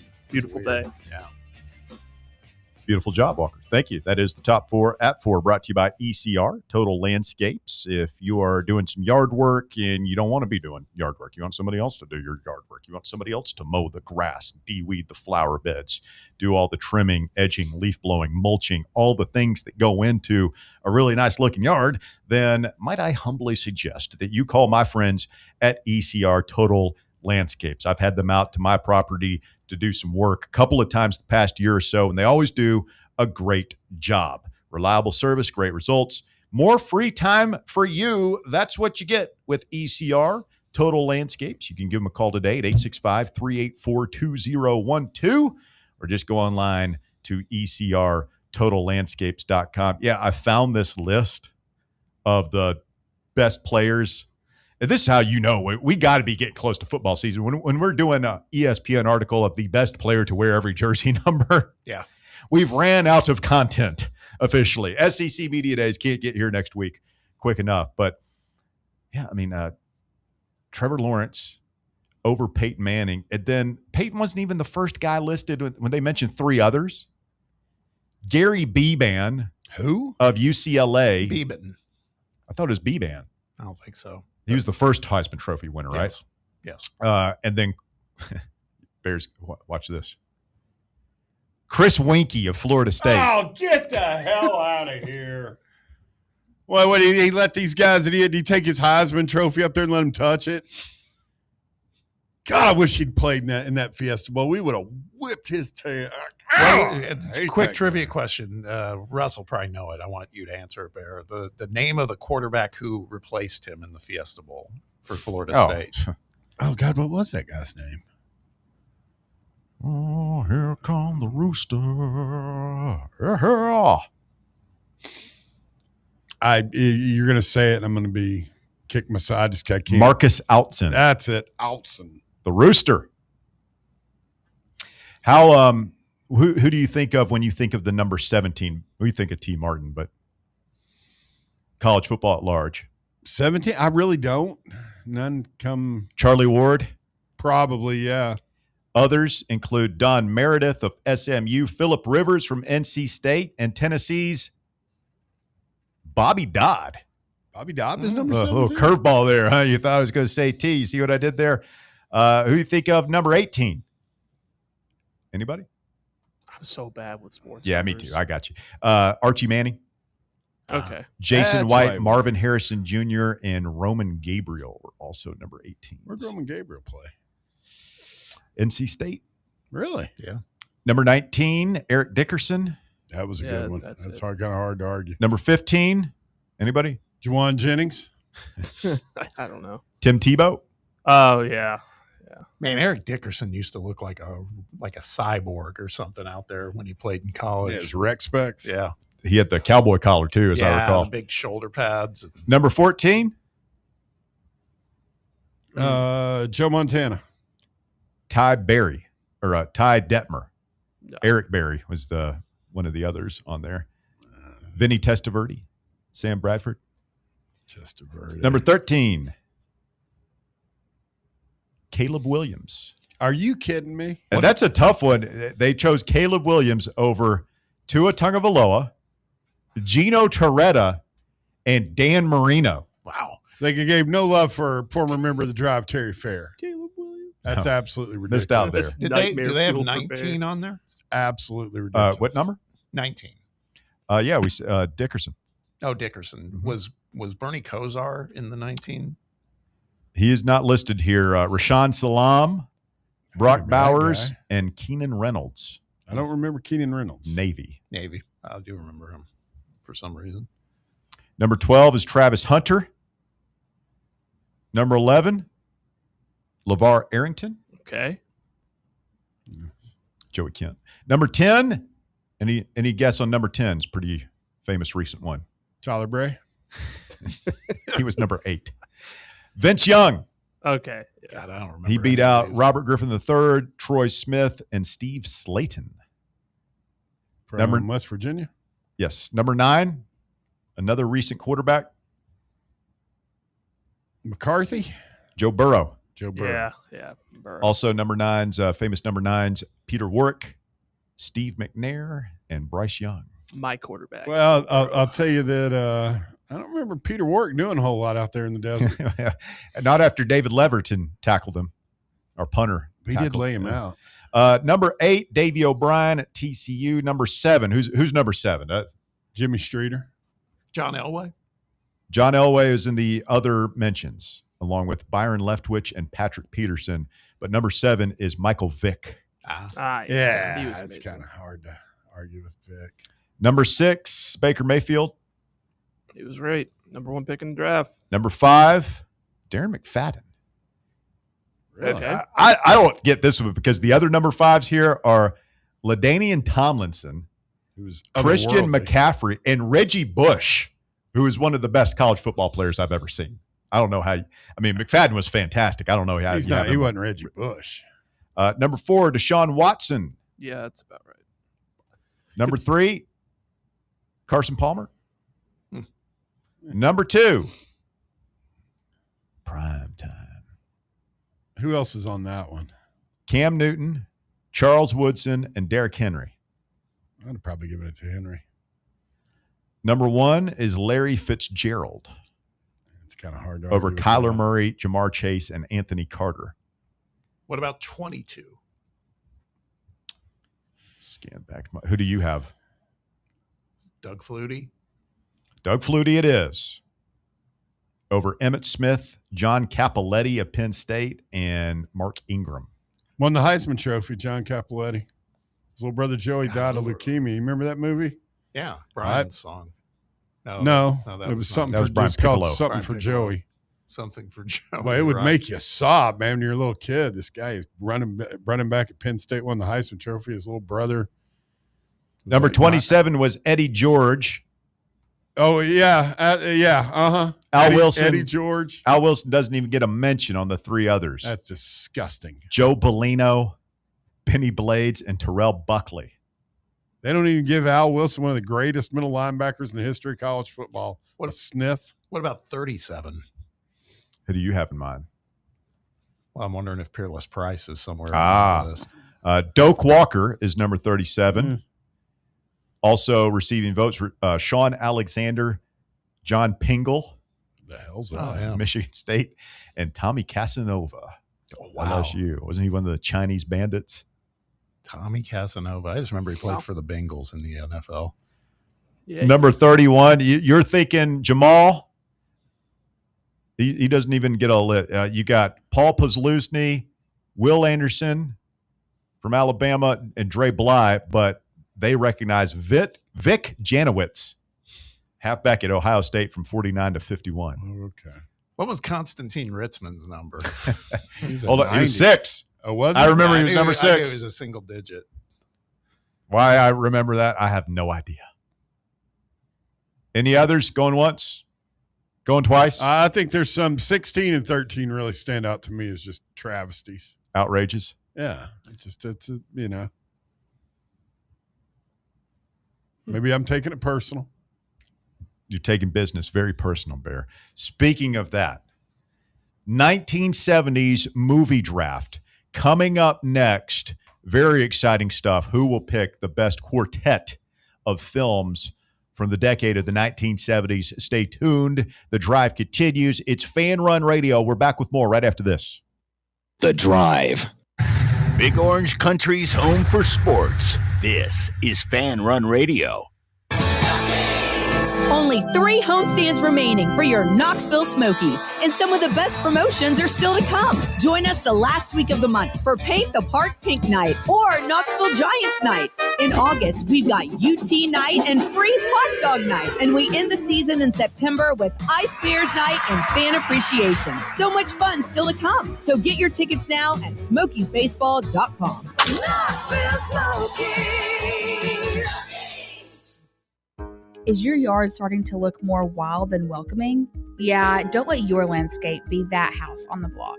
At ECR Total Landscapes, we make sure your outdoor space is something you're proud of. From de-weeding flower beds to leaf blowing, trimming, mulching, and more, completely customizable to your property's specific needs. We'll handle it all. Why spend your weekends sweating it out in the yard when you can just sit back and enjoy it? That's the ECR difference. And right now, new customers can get 10% off your first month of our monthly maintenance package when you sign up for a full calendar year. That's right. Consistent, reliable service at a price that makes it easy to get started. No sweat, no hassle, just a better looking lawn week after week.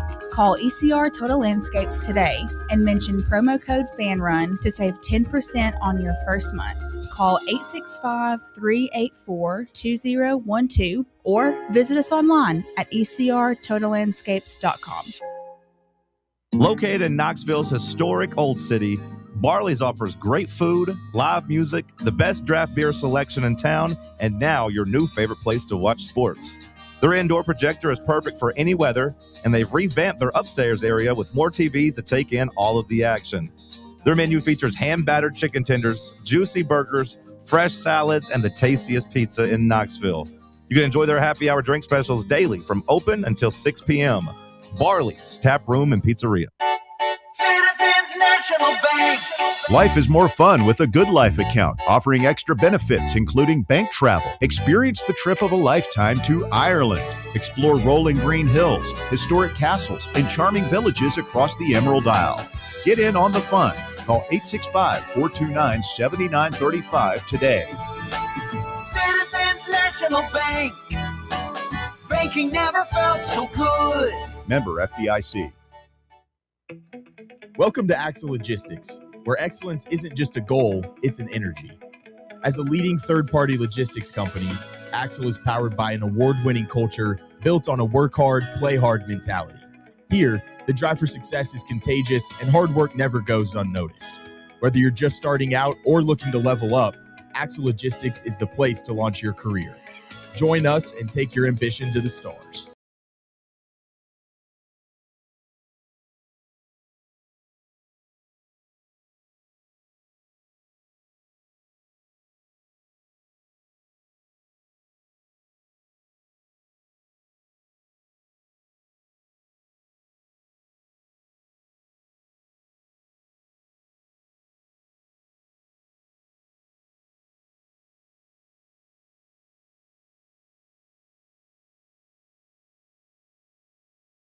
Down. Do you have a board, Bob? Like, how did you? I know you prepare for these things. Like, yeah, how? I've got notes. I did. Okay.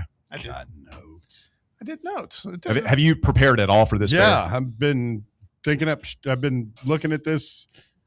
I had already seen this list. I already had this list pulled up from IMDb before Bob sent it to us. I guarantee you that. All right, so this is a movie draft. We've been talking about this. We're going to see how this goes, and we'll let the fans vote, listeners vote, who picks the best 4 movies. And it's going to be hard to pick just 4. There's going to be a lot that are left out, and it's going to be highly controversial. Yeah, and again, so it's each of us have 4 picks. It is a snake draft, so Bear is going first, which means then that it will come back to him on the 8th pick. So I get 1, 8, 9, and 16. That sounds right. Yeah, you'll have the first and last pick of the draft. And then I get 2 in the middle. And this is hard, man, because the movies of the 70s were that was a revolutionary. Great. Yeah. So we're gonna 16. So we gotta move through this, and we might have to do a commercial break. So we want to give a little bit of analysis of each pick, but sure, not get too sidetracked. All right. So with the first pick, can I be commissioner? Sure. Of course. With the first pick in the 1970s movie draft, Bear selects. Oh, he likes the whole Bears on the clock. He's got the whole board in front of him. Yeah. He's got the whole board in front of him. This. I did not want to be the first pick and have to make this decision because I got 3 I'm trying to decide between. You got to make one. Just got to pick one. I mean, chances are one of us, like, we're not going to pick your next two, so you're going to have a chance to get them all. This one is just what I want to pick. I mean, Okay. You're an errand boy sent here by grocery clerks to collect a debt. Apocalypse Now, number 1 overall. Great pick. Really? Yes. First overall? You know, Bersovich was predicting you were going to take Silkwood.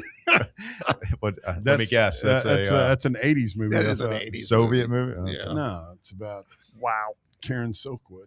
Who the hell's that? Okay, so Apocalypse Now, that's a bit of a surprise. I mean, that's a good pick. Mhm. It was Great movie. High on We've my all seen list. it. Yeah, I've seen it. There was no way it was going to make it to number 8, right? Great soundtrack. Love the great acting, great cinematography, great story. Iconic lines. Yeah, quotable. Love the smell of napalm in the Yeah, Oh. an all-star cast. Even like the bit player, like a lot of people don't even. Harrison Ford's in it. Yep, he plays one of the grocery store Yeah, clerks. I remember I watched that movie for the first time in the last few months. I remember being taken aback that Harrison Ford was just one of like the army guys, and you never saw him again. Terminate his command. Terminate with extreme prejudice. I have yes. I have to say, Bear, I thought that was going to be my my pick. Yeah, it was on my list. You were going to take it number 2 if it went? Yep. Wow. Yep. All right, with the second pick in the 1970s movie draft, Bob Baskerville is on the clock. And I'm going to take what I figured was going to be the first pick. So I feel like I got some value here at number 2. Nice. That's The Godfather. All right. Thought about it. I mean, that's A lot of Brando. Yeah. So far. That's the easiest. That is the obvious choice, Bob. I would have, that was one of the other. There's one other one. Well, let's Let's see. see if we can Yeah. make it all the way Calm back down. to me. And again, and both Francis Ford Coppola, so same director for the first 2 movies. Great direction, cinematography, great story, great acting. Brando, Pacino, James Caan, just oh my God. Abe Vigoda. Who was the wife? Talia Shire. No, the Michael's wife, Diane Diane Keaton. Keaton. Mhm. Great Like lines, his first super wife, quotable. Apollonia, yeah, well, she underage there, buddy. Why don't you slow down there, Epstein? All right, with the Like 4 years older than me. God. I have to make the selection now. I don't know. Third overall pick. Mm-hmm. The board is wide open, Russ. There's so much on the board. So much on the board. Academy Award winner after Academy Award winner, Russell. I'm going to take this in a different direction. I'm going to Okay. throw a little bit of a curveball at you. I'm going to go with a comedy. No, don't you I'm going to go with a laugh fest, What are you about to and I'm going to go with the Mel Brooks classic Blazing Saddles. Oh, man. Knew it. No man. Might lack in drama, but highly inventive, chaotic, funny. I love that Transgressive. Is it love transgressive? that Whatever. movie. You know, it's politically incorrect. That was the third one, Oh, it's so good. which I thought the 3 obvious picks in this draft were Apocalypse Now, Blazing Saddles, and The Godfather. Greatest war movie ever made, greatest crime movie ever made, and what I think is an excellent first-round pick, Russ. I don't know. Thank you, Bear. I'm actually, Greatest comedy ever made. All right, so I'm actually shocked right now. off to a rip-roaring start. I mean, I gambled, man. I took a running back in the first round. Is it going to work out? I don't know, but I like what I like, and I'm Al Davis throwing a monkey wrench into the first round here. I don't know. I mean, I didn't expect Apocalypse Now to go 1-1. Yeah. Like my 1-1 is still on the board. All right, here we go with the 4th and final pick of the first round of the 2026 1970s fan run The Drive movie draft. Walker Smith selects. You got to take. I mean, it's the best player on the board. It's Jaws. Really? Jaws. Yeah, it's Jaws. Like Okay, Jaws. It's the first blockbuster. That is the first big dumb, Like, it is- big dumb blockbuster movie of the summer. I'll say this: it's not on my list. Not on your list. Not Jaws. on my list. I like Jaws. I have a healthy respect for Jaws. Everything like it made a lot of money. There's a lot of suspense. Obviously, people like it. A little slow upon rewatch for my blood, but I certainly have a healthy respect here. Steven Spielberg, great cinematography, a really hard movie to make in the water. Yep. They did The Mechanical Shark, all the problems That there. fiasco. Great acting with I don't even know who Richard Dreyfuss, and Yep. then who was the cop, the sheriff in Roy that? Scheider. Roy Schneider. Roy Scheider. Scheider. And then the other guy who was in is it Robert Shaw? Yeah. Robert Shaw. Who Quint. was in a Bond movie. Yep. He was a Bond villain in his younger days. Quint. I Yeah. don't know, man. Like What was it's. it? 800 men went in the water. 300 came out. Sharks took the rest. I don't even know if it's I miss Houston. slow. Like, but it's you have the first half of the movie where the shark's attacking, but if you tune into the movie when they're on the water, you don't stop watching. Like the second they're on the boat for the rest of that movie, you watch the rest of it. It's the first original blockbuster. It's Jaws. I thought it's revolutionary. The shark was supposed to be in a lot more. The reason that it's the reason the movie's great is they built all that tension. They could never get the mechanical shark to work. Yeah. So that's why they shot it that way. Which is better. Yeah, it builds all this. You never really see it. You're always afraid of the unknown. John right? Williams. All right, so round 1 in the books. You know what's crazy is in this IMDb list of top 100. It blows my mind because I'm not criticizing. I think it's a good pick. Blazing Saddles is not in their top 100. No, it's crazy. I noticed that. I do. You either love it or you don't. That was the movie I was thinking of when you were doing your eyebrow wiggling my thing research. in the first hour. I was like, he's going to. I don't know what you're talking about. No eyebrow wiggling here. All right, we move to round 2 here. 4 selections off the board with the first pick in round 2. We are back.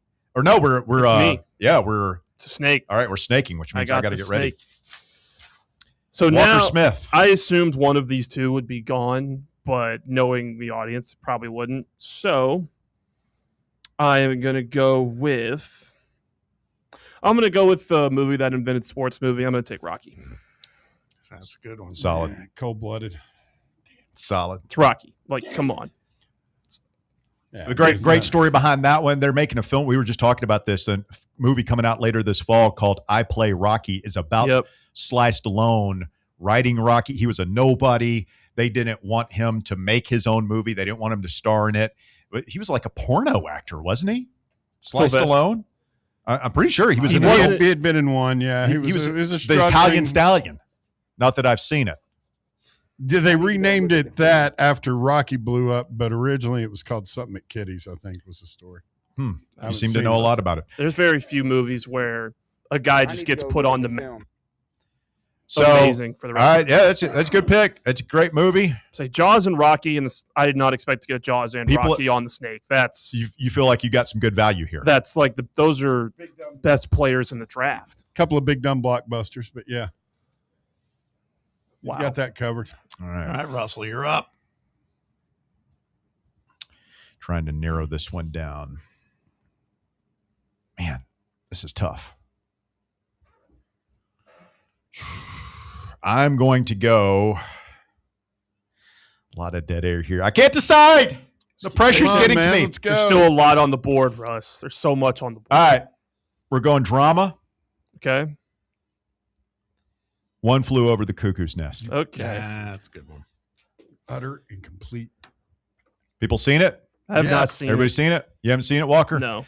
Great movie. I don't even know who directed it off the top of my head, but Jack Nicholson stars in it. It's it's based on a book by Ken Kesey. Yeah. And it was kind of a true story. He worked in a nut house, a loony bin, back in the 1970s, and the movie takes place in a mental hospital, and Jack Nicholson is kind of the hero. There's a lot of symbolism and stuff in it. Wild Milos shenanigans. Forman. And one of the great cinematic villains of all time, Nurse Ratched.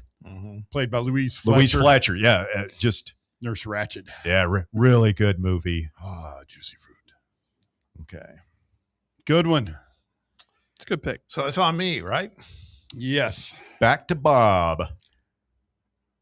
Got a chance to complete the set. Yeah, I don't think I'm going to do that. No? No. It's because I want to. There's a movie I like. Godfather 2 would be a sneaky, like a shrewd pick right here if you're just playing to win. Because the Godfather maniacs are going to. The Godfather 2, I think that was why I didn't Some pick people Godfather think it's better 1. than 1. I'm one of those people. Then you know what? I'm gonna gonna take it. I'm gonna wait until my next pick for what I thought I was gonna do. But you're right. I should do it. I'm going Don't let Godfather us- 2. Oh, wow. Okay. Godfather simp over here. A shrewd move by Bobby B. Just Godfather. It's like the Dodgers. There's a stacking variety assets right now. Just a variety of picks. What's your favorite part of Godfather 2? I haven't seen it. I get when he's coming to America. Haven't seen it, so be careful. So many good part. Like I like the part where they're in Little Italy. I think it is. They're growing up, the trio, and they're just making their first kind of ventures into organized crime. But I also love it when he goes back to the old country and avenges his father's death. This is for you. Yes. All right. I feel, though, I'm kind of boxed in. I feel like I'm just one genre now. Well, yeah. I mean, you got to mix it up a little bit here. Bear, wrap us up. Round number 2. Feel like this is going well. What you got? You're on the snake, Bear. You got 2 picks here. I mean, it's still just out there. I've got to take it. I've got Apocalypse Now, and I think probably one of the most influential movies of the late 20th century, Star Wars. Yeah. I'm surprised it lasted this long. Never heard of it. You've never seen Star Wars? No. I watched it again this week for the umpteenth time. You know, it's interesting. They wouldn't allow the movie to be made like that nowadays. It's a little slow, but it is so inventive, and the characters are so good. And all the high tech sci. Yeah, and the effects still stand up, man. Like when they're panning across the ships and stuff in space, and the flight scenes. Gone back, and those things have been. Oh, I hate it when he goes back and puts the CGI in it. I hate that. Yeah, I would love to go and see the original theatrical version, which hasn't been seen since the 70s. Okay, and then for my 9th pick, this is a tough one. This is where it's going to be won or lost, Russ. It's this down is the to turning 2. point. Yeah, I'm going to have to go with Animal House. Come on, That's man. a great pick. Great pick. That's what I was should have gonna traded take. up. That's what I was going to take. So I've got Apocalypse Now, Play the music for him. Star Wars, Animal House. You should play the music for this pick. for Animal House? Why? No, that's just Why is that a Rusky? No, it's just Bear. It's Bear. Oh, okay. Yeah, I mean it was one of the great 70s. It's second only to Blazing Saddles. I think it holds its own. Blazing Saddles a little problematic at times, but it was written by Richard Pryor. But Animal House is just one of the funniest movies you'll ever see. That's fantastic. Really funny characters. Wall to wall, like future stars all over it. Mm-hmm. See, I thought I could get it coming back around. That's what I thought about Blazing Saddles. So I didn't pick it first. All right. We are on the way in round number 3. We come back to Bob with his third selection. The 10th pick of the draft. He's taken Godfathers 1 and 2 as his first 2 picks. Very interesting strategy. Very upset he couldn't get Animal House just now. You wonder how he'll pivot in this situation. I'll go back to I'll go to action. Okay. I'm going to take The French Connection. Good. Wow. One of the You're a great, dirty dog, Baskerville. one of the great chase scenes of all time in pretty good. films. Haven't seen it. It's on the Popeye list. Doyle, my favorite actor, by the way, Gene Hackman. Rest in peace. Rest in peace, Gene Hackman. Good spy movie, Yeah. too. Like, love. I mean, you put spies in anything, I'm there. Draws me in. Espionage, people chasing microfilm, I'm there. Yep. I love The French Connection. And by the way, who else was in that? Roy Scheider. Mm-hmm. Ah, okay. He was everywhere. I need to see that movie. All right. Where to Russell, go? pick number 11, third pick of round 3. All right, we're going to take a quick break after round 3. Come back, wrap this up, and analyze put a bow on it. Yeah, a little analysis. Oh, man. All right, I am going to go with, I believe this is from 1979, sci-fi horror classic. Yeah. Alien. Yeah. I was probably going to take it if you didn't take it. It's amazing. Another great flick. Sigourney Weaver, young starlet, in space. No one can hear you scream. Terrifying movie. I remember being, as a kid, my parents took us to Disney World, and we went to, it's like MGM Studios, Hollywood Studios, or whatever. They had the Great American Movie Ride. Anybody go on that? Like, they ride you through the movies, and they ride you through like the alien spaceship, and you can see like the person down at the end of the hall, and she's like got her gun and she's sweating because the alien's chasing her. It gave me nightmares that night. I hadn't even seen the movie, at that point, but that scared the bejesus out of me. And then the movie's really scary, stands up really well. Just a great movie. You're in space, man. Aliens after you. Where are you going to go? What are you going to do? And one of the first like female heroines, too, in movie history. Mm-hmm. I mean, and it didn't feel like it does now, where they're trying to shoehorn everything in. Oh, we got to click every little notch there. Like it was legit. She was a great lead in that movie. Fantastic film. It's one of the great horror movies of all time. One of the great horror movies of all time. All right, Walker is going to wrap up round 3 here. Walker, what you got? I'm going to keep it in the same genre. Wow. I'm going to take The Exorcist. Okay. Walker's got a strong list here. I think the people are going to like Walker's list. He's got Jaws, Rocky, and The Exorcist. I mean, it's in the same ilk as Alien. Like, invented now horror movies. Like, everything just tries to be The Exorcist. In terms of supernatural and all that stuff. With all the horror movies that have come out since then, and now, like, that's a big industry, horror films. There are people who really like that genre. I would submit to you that we've never really gotten better than The Exorcist and Alien. We haven't. Like, everything since then has been trying to be Alien and The Exorcist. Like, there's some other good horror movies since then, but those are the two that started it. All right, there you have it. We are through round 3. We got one more round to go. We're going to do that and then look back and look ahead towards tomorrow. We move on to another great cinematic decade, the 1980s. Stay with us. It is The Drive. It is Fan Run Radio, and we're back with more right after this. The Drive. Miss any of your favorite Fan Run show? Listen to the podcast on our free Fan Run Radio app or wherever you listen to podcasts. White Claw is taking hard seltzer to new heights with White Claw Surge. At 8% alcohol, White Claw Surge is a stronger wave of refreshment that doesn't compromise on taste. Available in 4 bold waves of flavor like ripe blackberry, citrusy blood orange, zesty natural lime, and tart cranberry. Check out your favorite retailer in-store and online for the White Claw Surge Variety 12-pack and 16-ounce single-serve cans. White Claw Surge. Please drink responsibly. Rickard Ridge Barbecue, located in beautiful Cove Lake State Park. Rickard Ridge is home of the best ribs in the Volunteer State. Smoked daily by pitmaster Mark Rickard. The barbecue at Rickard Ridge is mouth-watering, fall-off-the-bone delicious. Take the scenic drive up I-75 to exit 134 for directions and to look at the rest of the menu. Visit Rickard Ridge online at rickardridgebbq.com.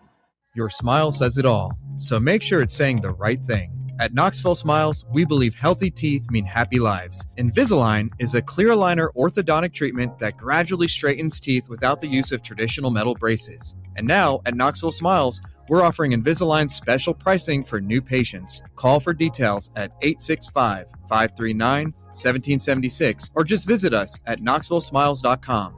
Don't wait another day to love your smile. Smile brighter with Knoxville Smiles. Blackford Veterinary Surgery Referral specializes in surgeries not regularly performed by your pet's general veterinarian. They're currently accepting referrals from vets all across the country. With their newly renovated state-of-the-art surgery center and highly trained staff, clients can rely on professional and thorough care. If your vet says that your pet needs surgery or rehab, ask for a referral to Blackford Vet and let them get your best friend back on its feet. Located conveniently in West Knoxville. For more information, visit blackfordvetsurgery.com. Ball fans, reimagine your home at Broadway Carpets and Flooring for any remodeling or building needs. With a variety of carpets, rugs, hardwood, vinyl, and stone, Broadway has all the flooring and installation options you're looking for, including pet-resistant products like Pet Perfect Carpet from Shaw Floors. Visit their showroom in downtown Knoxville or the location in West Knoxville located on Kingston Pike near Pellissippi Parkway today. Don't you wish your life came with a warning app? Stop.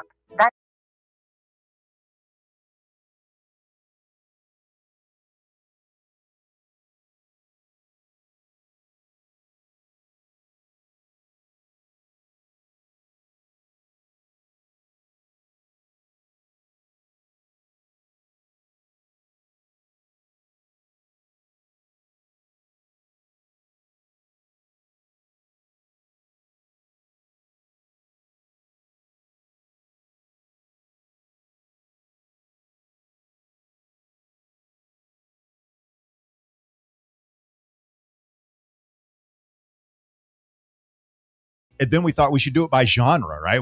But you can divide these movies up in many different categories as you want.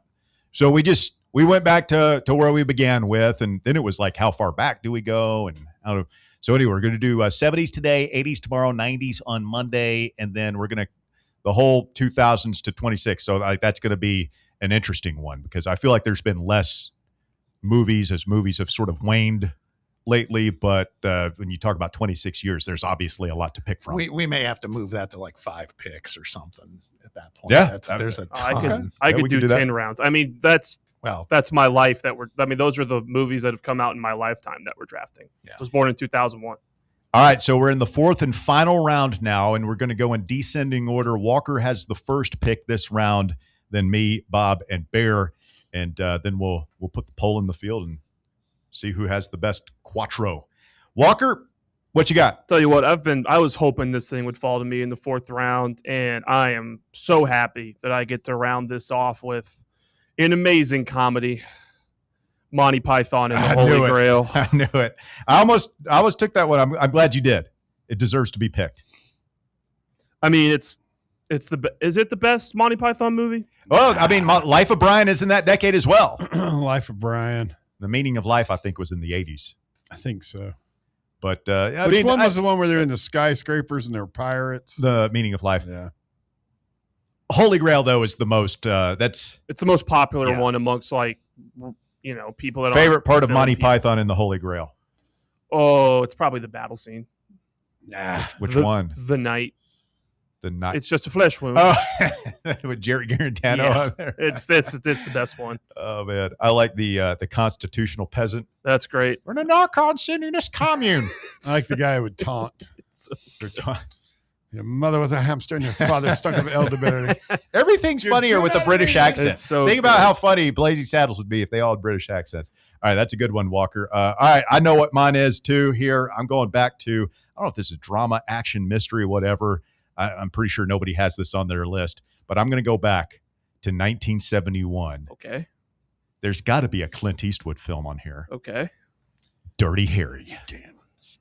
Never seen it. Don't know really anything about it. Love Dirty Harry. I mean, it's got one of the all-time most quoted lines in film history. You got to ask yourself a question. Do I feel lucky? Well, do you, punk? You feel lucky, punk. Yeah, that huge gun. And it hit a 357 long barrel. It hit a chord in society at that time. I mean, I wasn't alive, but I've read up on it. Diapers. Like, people were afraid. Crime wave. New York City was kind of nasty and everything. And here's a guy, a vigilante. He's got a badge, and he's not gonna let these scumbags go in front of some kind of bleeding heart judge who's just going to set him back. No, he's going to take matters into his own hands. He's going to shove that huge gun down that criminal's mouth and blow his freaking brains out. All right. Wow. We need Dirty Harry back in America today. That's my social commentary for the afternoon. You're welcome. Wow. Appreciate it. Bob? All right, Bob. You gotta have passion when you do this stuff. Bob, man. you have really sell it. Godfather 2, and The French Connection. And then you have your final pick. Yeah, and there's a couple films that I would like to put in here that are really like special to me, but I cannot pass up one that has been overlooked. Okay. I'm going to take Taxi Driver. That's a good pick. Russ and I've talked about Taxi Driver in the past. I think it's one of Scorsese's, and it's not bad, but it's nowhere near. It's not in his top 4. Well, it's kind of got some similarities with Dirty Harry, right? And that it's, there's a lot of social commentary there. It's speaking to a public and a psyche that's kind of fed up with the system. Again, New York City, dirty, is like just a gross place to be in the 1970s. Hasn't been really cleaned up yet. And this guy Dirty Harry went in one direction. This guy went in another direction. He kind of went cuckoo, psycho. Yeah. He belonged on the ward with the One Flew Over the Cuckoo's Nest crew. Travis Bickle, great character. Yep. You looking at me? You talking to me? Taxi Driver is high. There's on nobody the else list. here. You talking to me? No, it's a good movie. Who was that? It wasn't Meryl Streep. Who was the woman? In that? Jodie Foster. Jodie Foster. Well, no, Jodie Foster was like Sybil Shepherd. Sybil Shepherd. Yeah. Okay. Good flick.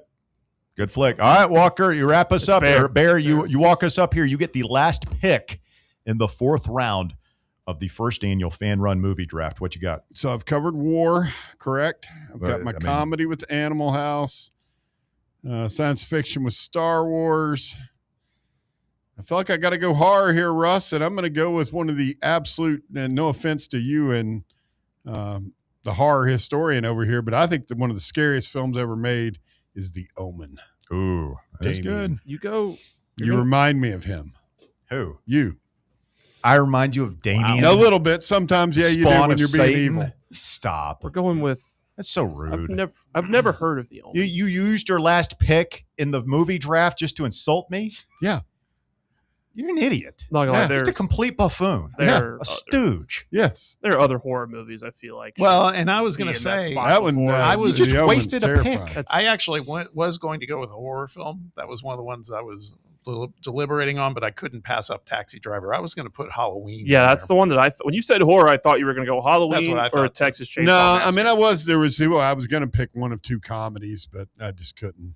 So I had I guess 19 on my draft board, and all but 3 of them got picked. Sounds about right.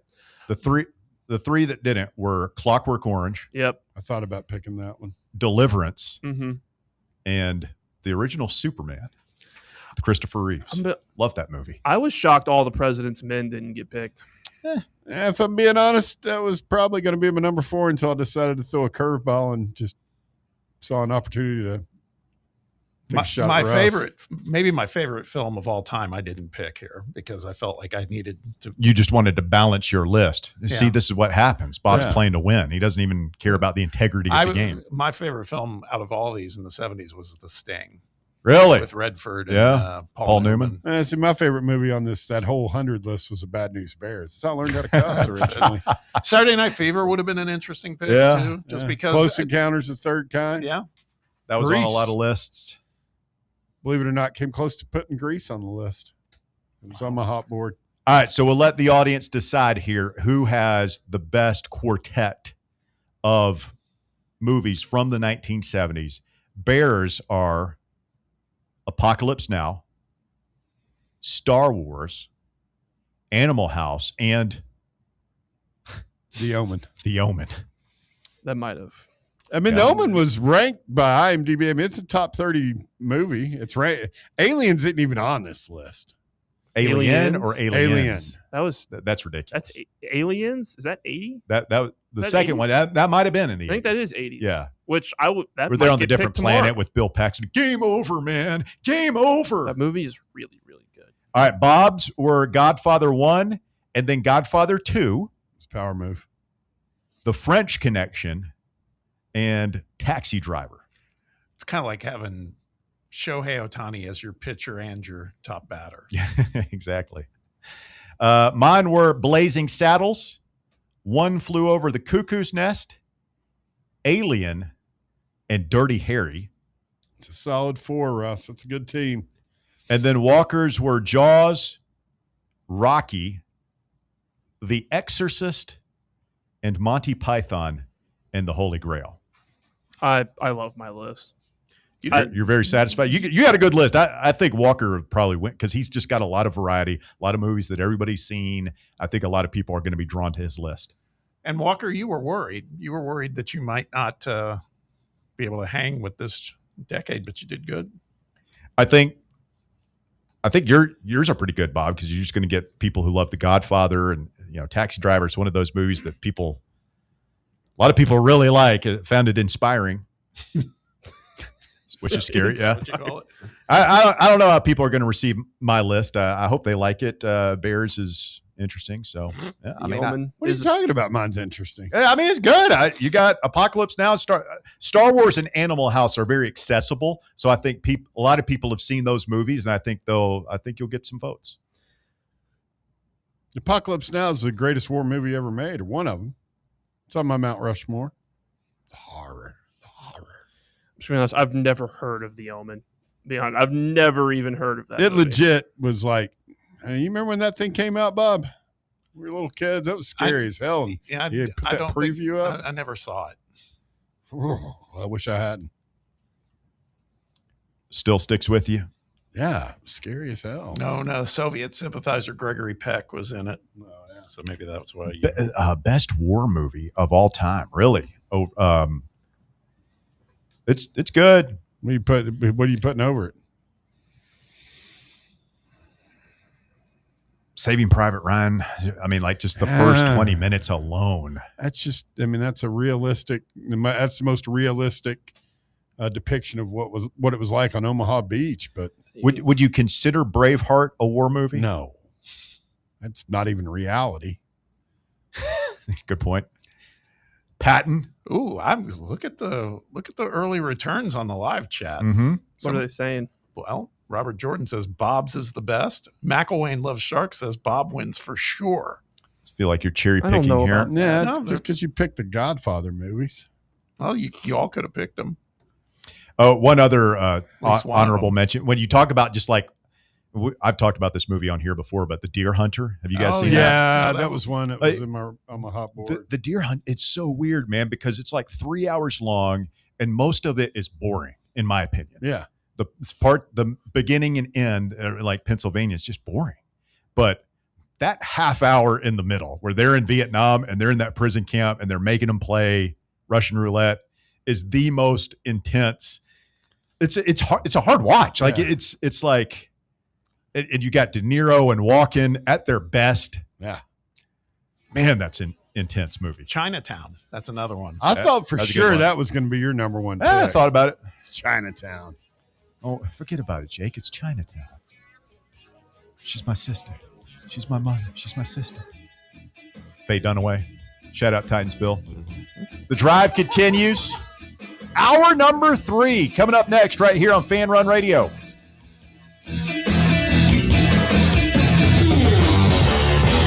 The Drive.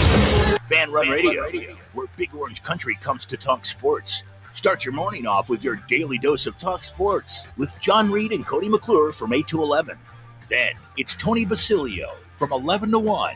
The Playbook with William Pattison from 1 to 3. And The Drive from 3 to 6. It's 10 hours of hard-hitting local sports radio every day, right here on the flagship station for Tennessee fans. This is Fan Run Radio, Knoxville. Are you thinking of buying a home but don't know where to start? Well, call VFL Josh Travis, your local mortgage expert with Foundation Mortgage, based right here in Knoxville. Whether it's your first home or your forever home, he'll keep the process simple every step of the way.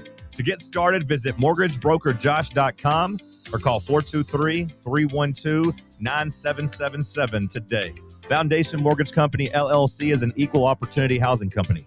NMLS number 1387311. Is your smile ready for the spotlight? Hi, I'm Dr. Jacob Wilco, and at Knoxville Smiles, we make every visit a reason to smile. From routine cleanings to dazzling cosmetic treatments, our experienced team uses the latest technology to keep your teeth healthy and your smile bright. With a warm, welcoming atmosphere and personalized care, we're here to make sure you leave feeling your best. Don't wait. Your perfect smile is just a call away. Book your appointment today at 865-539-1776 or online at knoxvillesmiles.com. Smile brighter with Knoxville Smiles. Are you ready for the start of a new season? Maybe looking for your team to go on a tournament run? Get game day ready with Crumble. Head on over to your nearest location and pick up 12 pre-selected cookies plus exclusive toppers. When you're looking for dessert options, there's no question about who you should call on. Our listeners already know. Last year, the Dubai chocolate was a home run, along with the brownie batter. Oreo crumb was another crowd favorite. What new flavor will set the standard this season? If you're in the Knoxville area, there are 3 locations ready to serve you: Clinton Highway, Parkside Drive, and Maryville. Download the Crumble app to build your best lineup and vote on the best combos. You can even put your bid in to request a new flavor. Order in the app and slide on over to your nearest location. Tell them Fan Run sent you, and as always, it's for the fans, by the fans. Don't miss the cookies. A brand built in Tennessee and born from the love of the game. Inward Half revolutionizes golfing comfort. Crafted by a former pro and dedicated enthusiast just like you, our luxury performance wear guarantees you stay cool and comfortable through every swing and every day. We're not just a brand. We've set out to create a lifestyle for those who understand that impeccable style and premium performance are a hole-in-one. Enjoy the walk-in with Inward Half. You're listening to FM 105.7 and AM 1340, WKGN Knoxville, and W289CU Knoxville, Fan Run Radio. We really need to get some branded stuff. Shirts, hats, promo items, something professional. I mean, we could just find a website and order a bunch of it ourselves. You could, but you're taking a big risk. You don't know the quality, the fit, the timeline. It's a roll of the dice. Yeah, I guess. But isn't that how everyone does it now? Not the ones who actually care about how their brand looks. Look, if we're putting our name on it, it needs to be done right. We need SM Athletics. SM Athletics? Yeah, they specialize in working with businesses like ours. Apparel, hats, promo gear, but real, customized stuff. They actually care if it turns out right. Probably a lot better than getting stuck with 100 t-shirts with crooked logos. Exactly. Plus, they'll walk you through everything. Sizing, colors, material, so it matches the image we're trying to build. Makes sense. What's the name again? SM Athletics. Trust me, if you want to look like a real company, not a flea market stand, this is the move. If you're serious about your brand, work with people who are serious about getting it right. SM Athletics. It's time for The Drive's Top 5 at 5. Quitting time on your Thursday, 5 o'clock here on Fan Run Radio. Thanks for tuning in to The Drive. My name's Russell Smith, and we begin our third and final hour with a look at today's sports news. We call it the Top 5 at 5. It's brought to you by Knoxville Smiles, and it is presented by Walker Smith. Walker, what you got? Thanks, Russ. At number 1, the 2027 MLB mock drafts are already beginning to come out, and Tennessee has 3 players listed in a prominent way. Expert Joe Doyle projects that Trent Grindlinger will go number 6 overall in the draft, and Blaine Brown will go number 26 in 2027. Next year's Tennessee commit Dylan Seward is projected to go 3rd overall. And it's wild to me that, you know, Grindlinger is obviously a big-time prospect. That's not that surprising to me that he's a projected first-round pick. I'm wondering where Levi Clark is in that, because you remember when he was hitting all those home runs as a freshman and he was on Todd Helton's pace, and I remember talking to Vitello, and, you know, he was gushing over him. If he has the kind of year, like, to me, he and Blaine Brown are kind of in the same boat, where it's like, you've got all the physical skills. Can you put it together? I could see Levi Clark being a first-round pick. I could see Blake Grimmer playing himself. I mean, if he has a monster season, as a left-handed bat that can play multiple positions, you would expect to be a ton of value there. Landon Mack, if he's healthy and has a big-time junior season, I think he's certainly going to warrant some consideration there. Jake McCoy is going to be drafted again. Like, there's a lot of potential there, but Blaine Brown is the one that is surprising to me just because of his struggles in conference play. But that tells you what kind of talent he is and why they were so quick to welcome him back into the fold. Yeah, I mean, these scouts don't miss that much. Oh, they see the potential. Yeah. At number 2, Nate Ament had his best game in the NBA Summer League last night, scoring a team-high 23 points in 25 minutes on the court, going 7 for 13 from the floor and 2 for 7 from 3. He also tallied 6 rebounds, 1 assist, a turnover, and 2 steals. I don't think it's coincidental, too, that Braden Burries didn't play. Yeah. And that doesn't mean there's any, rift between them. It's just this was a chance for Nate to be like the guy in this game, and he delivered on it. I think it's great. It's a great sign. I agree. Bob, you've been tracking the Summer League closely. Nate's not the only Vol that's balling out. Jacoby Gillespie yesterday, 25 points, 6 assists. He's a bucket. 32 minutes played, which in the Summer League is a lot of minutes. And who did he get drafted by again? San Antonio. And that tells me maybe San Antonio, they're giving him a serious look, right? They're trying to see if maybe he can make the roster. I mean, he's obviously, they got some really good guards in front of him, but I think he can make it. And that's such a success story for Barnes, too, for Future guys, obviously, we got Terrence Hill Jr., but it's like, hey, man, like this guy was probably a fringe draft pick. He came over. I taught him. We knew he could shoot. We knew he could score. I taught him how to be a point guard. I taught him how to lock guys up, how to read a defense, play pass first, and all that stuff. And look at him now. And in that same game, Igor Milicic, really from the past, played like 20 minutes, had like five points, 10 boards. Cool. Igor was always a sneaky good rebounder, really. Remember, he had that one game against Arkansas. I think he had like 19 boards or something. There's some good stories for the Vols in the summer league. Chaz Lanier's been another one too. It's pretty awesome. At number 3, the NBA will not punish the Miami Heat's Bam Adebayo for hitting former teammate Tyler Hero at Las Vegas last week. A spokesperson said that, quote, after discussing with the players involved in the NBPA, everyone would prefer to move on from this unfortunate circumstance, and no further action will be taken by the league. I wish he would have punched Tyler Hero harder. I do not like Tyler Hero. Me either. Very punchable face. Yeah. He's got that for sure. Who punched? Is there video of this, of him being punched? That's a good question. I think so. Was it on the court? No, it was in like a practice, like a shoot around. I watched that every night before I went to bed. It was like Michael Jordan hitting Steve Kerr. Who did Draymond Green punch? Jordan Poole. That's right. Love a good NBA practice fight. That's right. And Draymond came off as kind of a bully, though. You think there are fights at Rick Barnes practices ever? Yeah. You think so? Yeah. Guys, I don't know. I don't know either. Like you would think yes, but I think things might get heated. I can't imagine wanting to throw a punch in front of Rick Barnes. I'd be so ashamed of myself. Well, I mean, either that or I figured he'd snap pretty could you quick. imagine how long you'd be on that Versa climber? You got all that energy to be fighting. Run it out of you. Why don't you go climb on that thing for about an hour? The other thing, I can't find it now. If I find it, I'll post it. But Tyler Hero it might have been the same game he got punched. He was there as a spectator or something. And he's wearing these green shoes that are massive. They're like they're some sort of designer Green shoes. And I mean, they're like the size of 3 or 4 feet on each foot. Huh. Yeah. It's like, what a clown.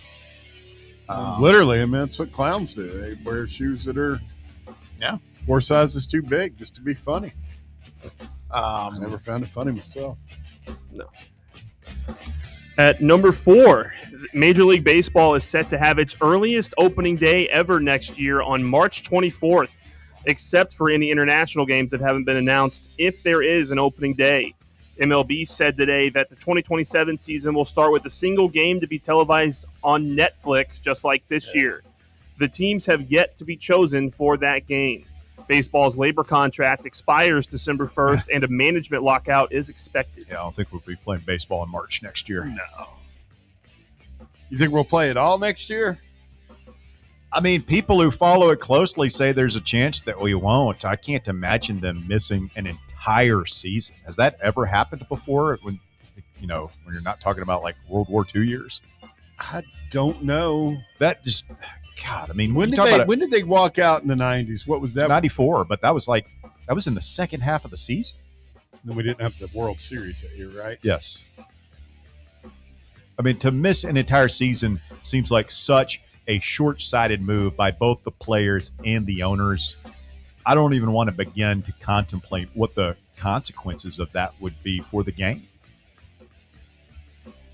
Yeah, we do need a salary cap, though, man. I think that would be good for the sport. I agree, but I also think we need a floor. Yeah. I mean, that's the other part of that is make it more competitive, man. Like, look at what the NFL is doing. If you're a fan of, Pittsburgh or the Guardians or the A's, and your team hasn't had a realistic shot at winning a World Series in who knows how long. Walker's Dead Reds. It's gonna bring them into the conversation, and it's gonna prevent Bob's Dodgers from ruining the sport. Ruining it by winning so much. Well, ruining it by buying wins. I mean, that was the Yankees' job. Am I right, Bear? Indeed, it was until Bob showed up. And you know the worst part? You aren't even really paying for it. You got that guy on that $1 billion contract. You're not going to pay him for 20 Bunch of Bobby years. Bonilla deals. Yeah. Hey, Yeah. you know what? Crafty. And What he's can a I say? degenerate gambler. There, I said it. I don't think completely there's no unfounded. way you don't notice. Oh. There's no way you don't notice that your assistant is gambling away all your money. Speak English. What from him? Yeah, uh-huh. If your money were all yen, would you have any idea what it like? You really think that guy can't speak any English? You really believe that? Can you speak any Japanese? No, I can't. There you go. But I'd be willing to bet Case I'm closed. Man. Yeah, I think Shohei Ohtani can. I don't think you have to speak the language to know if somebody's in your bank accounts and out gambling on you. It's There, I more said than it, just case like closed, Baskerville. It's more like, yeah, you can learn hello, goodbye, where is the highway? Numbers are numbers, bro. How much money is being invested in what type of funds is a little bit advanced. Funds? He wasn't investing. He was on DraftKings or whatever gambling website. I don't understand how the American financial system works. Now I'm American. I don't know where my money is. I think I've got enough to cover dinner tonight. That's all I know. I mean, you would notice if large sums of money started disappearing out of your account. You wouldn't? I'm a dope, man. Like, I don't know how much. Like, I have a wife who handles all that. I don't know. So she could have a raging gambling problem. You wouldn't notice until they showed up. I notice that it's a rare day when I show up and I don't have like 5 damn Amazon packages on my doorstep. So, yeah. I mean, some people gamble, some Word. shop. I've been there. That's Not been there. I that's, am there. That's her gambling. I don't want to hear anything about, you put another $100 in FanDuel? Yeah. It's like, hey, Yeah. you don't want to go down this road, hon. It's all semantics. FanDuel, Home Goods. It's like, let's leave it alone. Yeah. That's what I say. Why are we ordering stuff from Kohl's? It's right down the street. You can go there. I'm sorry. Sorry. Don't get me started. We'll be sleeping on the couch tonight. I'm sorry. Be careful. I'm sorry. And at number 5, Senator Minority Leader Chuck Schumer is going viral today after he let loose a massive fart during a speech on the chamber floor. What? The embarrassing rumble allegedly took place while he was making a speech on the chamber floor earlier this week. The sound of his intestinal trouble was heard all over the C-SPAN live broadcast of the proceedings. Do we have audio? There is video of it. You can go watch it. Why did you not load this audio into the system? We'll find this. When asked, we can redneck radio it. When asked about it by media, he Is it went Schumer? silent and did not comment. Yes, Chuck Schumer. How do you spell that? SCHUMER. That's trending. All right, here we go. Hold on. Lower the music, please, Bear. Chuck Schumer appears to let out a loud fart on the Senate floor. Iran and the NDAA. Whoa! He did. Was that it? He ripped one. Now on Iran and the NDAA. Oh, That sounded like some an old bass man to it. snoring. Yeah. That's hey, man. Dude, if you rip one like that, I feel like you got it. You got to take. He did it. I mean, he just kept right on going with his speech. He's like, yeah, I did it. He is hardly the first one to ever bust ass on the Senate floor. No, I mean, a high percentage of all those guys on both sides, those old men. I think he's wearing a diaper. That's an old-looking dude there. What is he, a about bunch 80? of old dudes. You want to tell me Trump and Biden didn't have Oh, my a God. couple of octogenarians? I mean, they both definitely wearing man diapers, right? Yeah, oh, yeah. Yeah, I mean, you get to as an old guy I used to work with said, you get to a certain age, you can't trust a fart. Yeah. Absolutely not. Conversation not highbrow enough for you, Bob? No. Not really. Bob hates it when you pull out that. We'll find an update on the explosive diarrhea story that's developing out there. He could have it. Who knows? Speaking of exploding, Jabbo mentions on the live chat, Jabbo888, that Tyreek Key is also killing it in the summer league. Still looks like he's a member of an early 90s New Jack Swing band. Yeah. A la Belle Biv DeVoe. His last 2 games, he scored 19 and 16 points. BBD. He's still That got the girl is poison. he's got the nice stash. Felt like he was casting off some serious Morris Day vibes. Oh, yeah, he does rock that. What too. was that song? Jungle Love. Jungle Love. It's one of the bands Prince. Yeah, many they're from bands that he Minneapolis. created. Yeah, Jungle Love. They had a dance too. It's a great dance. Anybody could do that dance. Even Bear. It's a jam right there. Morris Day in the Time. Thank you, Walker. That is the top 5 at 5, brought to you by Knoxville Smiles. Still cleaning teeth down there. They do it late every Tuesday and Thursday at Knoxville Smiles, open till 7 p.m. for your dental convenience. You check them out online, knoxvillesmiles.com. Call 865-539-1776. Tell them Fan Run sent you. And smile brighter with Knoxville Smiles. Shout out to alert listener Brett Hollander. Johnny Majors did get a shout out for number 45. That was Archie Griffin on ESPN. It's kind of hard to argue that one. Sammy Baugh, Johnny, and Andy Katzenmoyer were the other honorable mention. You don't remember him? Yeah, I remember the name. I don't remember him. At Ohio State. Linebacker? Yeah. Yeah. Big dude. I do have a correction. Did I say Dirty Harry was carrying a 357? It was a 44 Magnum. Come on, Bear. Get your gun stuff right. All right, let's go to the phones. We got folks been hanging forever and a day. Who's up first? Joshy boy. Don't be so excited. Joshy boy. Are you and him still feuding? There's never really a feud. He has no self-control. He says outrageous things. Joshy boy, good afternoon. How are you, sir? I'm good. That sounded like a decent response from Bear. Wow. The ice is thawing. Good. Glad to see you guys getting along. Yeah, let me ask you guys a question. Why is it not okay to demand excellence in our big 3 programs? We do. Tennessee football, basketball, baseball. Who says it's not okay? Well, most of our fans seem like an 8-4 was okay this past season. And it's not with that schedule we had, because we had one of the most easiest schedules this past year in football, SEC-wise. We got a quarterback like 2 weeks before summer camp started, and oh, by the way, he had a tumor in his throwing shoulder. And idiots like you didn't want him back, Joshy boy. Whoa. God. Is that too much? Thanks, Sorry. Russ. Sorry, Joshy boy. Sorry. Sorry. Sorry.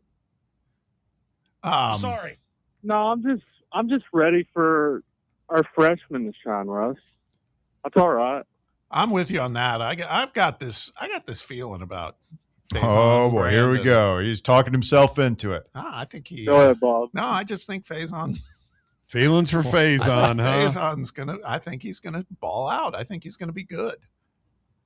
It's gonna be one of those stories that's gonna catch I do fire too. nationally too. Like, God, got Tennessee's hotshot true freshman quarterback of the future. Yeah, let's ride that wave. Yeah, I don't think he's going to be like some of these true freshmen who have started lately, like Bryce Underwood, DJ Likeway. I actually think Faison is going to be pretty good out the gate. You guys are just totally dismissing King George, huh? Let's put it this way: if GMAC ends up starting, then I'm a believer that he must have a hell of a fall practice, and that's good too. Yeah, it is. Is it fair to say, guys, that with the roster we built with basketball this offseason, is it fair to say it's Final Four bust? I don't know enough about what everybody else has. And if there's one thing we've learned in this basketball journey of ours here as Tennessee fans, it's just so much of it is about luck of the draw and who you get matched up with in that tournament. So, I mean, the regular season is paramount. We got to get a high seed, man. I think you want a 2 seed. Yeah. You want a 2 seed. A 1 seed would be fantastic, but you really want a 2 seed so that I want to make history, Russ. I want to be the first ever one seed. Let's do it. History. I love it. Let's do it. Yeah. I mean, I do. Yeah. I do think Russ is right. I mean, it's like the 3 Elite Eights. We've run into the national runner-up, the national runner-up, and the national champion. I mean, some of it, Yep. it depends. So the best on your way picks. to increase your odds are to have as good a regular season, do good in Yep. your conference tournament, and win as many games as possible, so that you're one of those 1 or 2 seeds that you're not going to encounter a team that's going to be favored to beat you until the late rounds. I don't think I agree. I don't think this past year was a Final Four worthy team. They could have gotten there, but the 2 before it, I thought the ones that lost to Purdue and Houston were good enough to make the Final Four. That's some real expert analysis on my part, isn't it, Joshy boy? We want to win a lot of games so we can be a 1 or a 2 seed. Then we'll have a better opportunity to go to a Final Four. That's deep, man. That's why they pay me the big bucks. They definitely overachieved this year in basketball, getting to the Elite Eight with what they had roster-wise. Yeah, I agree. Yeah. Were you saying Tyreek Keith's doing pretty good in Summer League? Apparently so. I haven't been paying attention to him, but yeah. VFL Tyreek Keith. Somebody said that he's last 2 games he's scored a total of 35 points and he's playing a lot of minutes. So they're clearly giving him a look. I think it's Toronto he's playing for. Yeah. Last question I have out the door. Do you guys think Shaz Lanier is going to get some pretty meaningful time this year with the Pistons? Have a good day.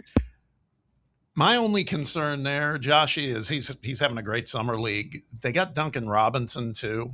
I feel like those are very similar players. I just don't know if there's room for 2 of them on a roster, but making a compelling case, man. He's playing well. I mean, if he can continue to put together games like he had the other night, where he's just been unconscious from 3. That's really good, Walker. Yeah, I like he even got the official movie logos on there. I Yep. mean, that's quality stuff. And the more I look at it, the more I am convinced I have the best picks. The French connection's a little obscure. Never change, Bob. Barrett, you had it, dude. You had it. If you just went a little bit more accessible with your last pick, I just think The Omen is something that not enough people have seen. I think I thought myself, I wanted to go. If you had gone Clockwork Orange, I kind of wanted to go horror movie. If I hadn't gone there, where I was going to go was either All the President's Men or The Bad News Bears, or the one where I thought if I'd picked this one, it would probably win it for me, just given our listening audience, Smokey and the Bandit. That would have been good. Burt Reynolds classic. All right, so they can vote for this at Fox Sports Knox. Yeah, I'm going to post it. Socials. Should I wait till after the show to post it, or should I go ahead and put it up and get a 30-minute preview? See if we can I have it get up at about 5:30 if I can. Yeah, do it, because I would love to reinforce what I'm seeing on the live chat, which is sure, basically God, you are.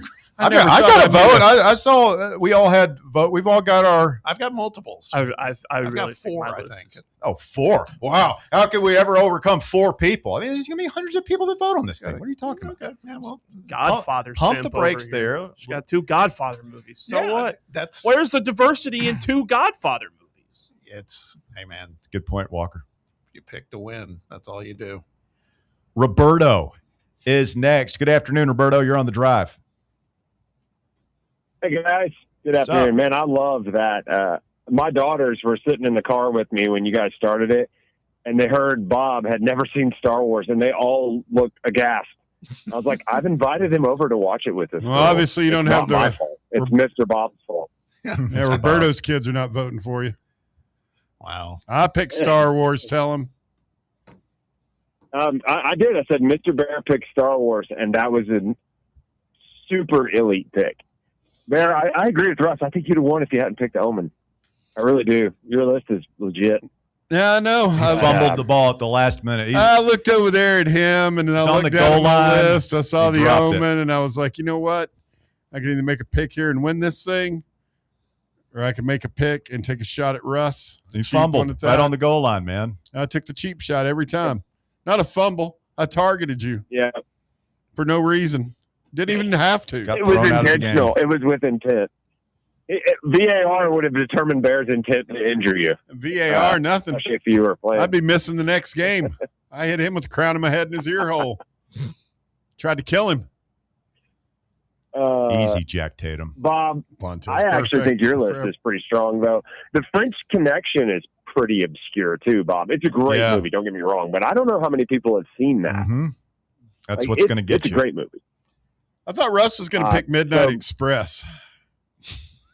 I really did. Is One Flew Over the Cuckoo's Nest? Wrestling team that was a tag team wrestling group from the 70s. Is One Flew Over the Cuckoo's Nest? Are people aware of that? I mean, I know that was that won Oscars and stuff. Have it people won seen Oscars, but well, and I say this because I'm part of the listening audience and I'm kind of a shoot for you guys, but I don't know if that's going to play with your audience either, because I don't think they care about Oscars. It didn't make them laugh and it didn't make them feel something potentially.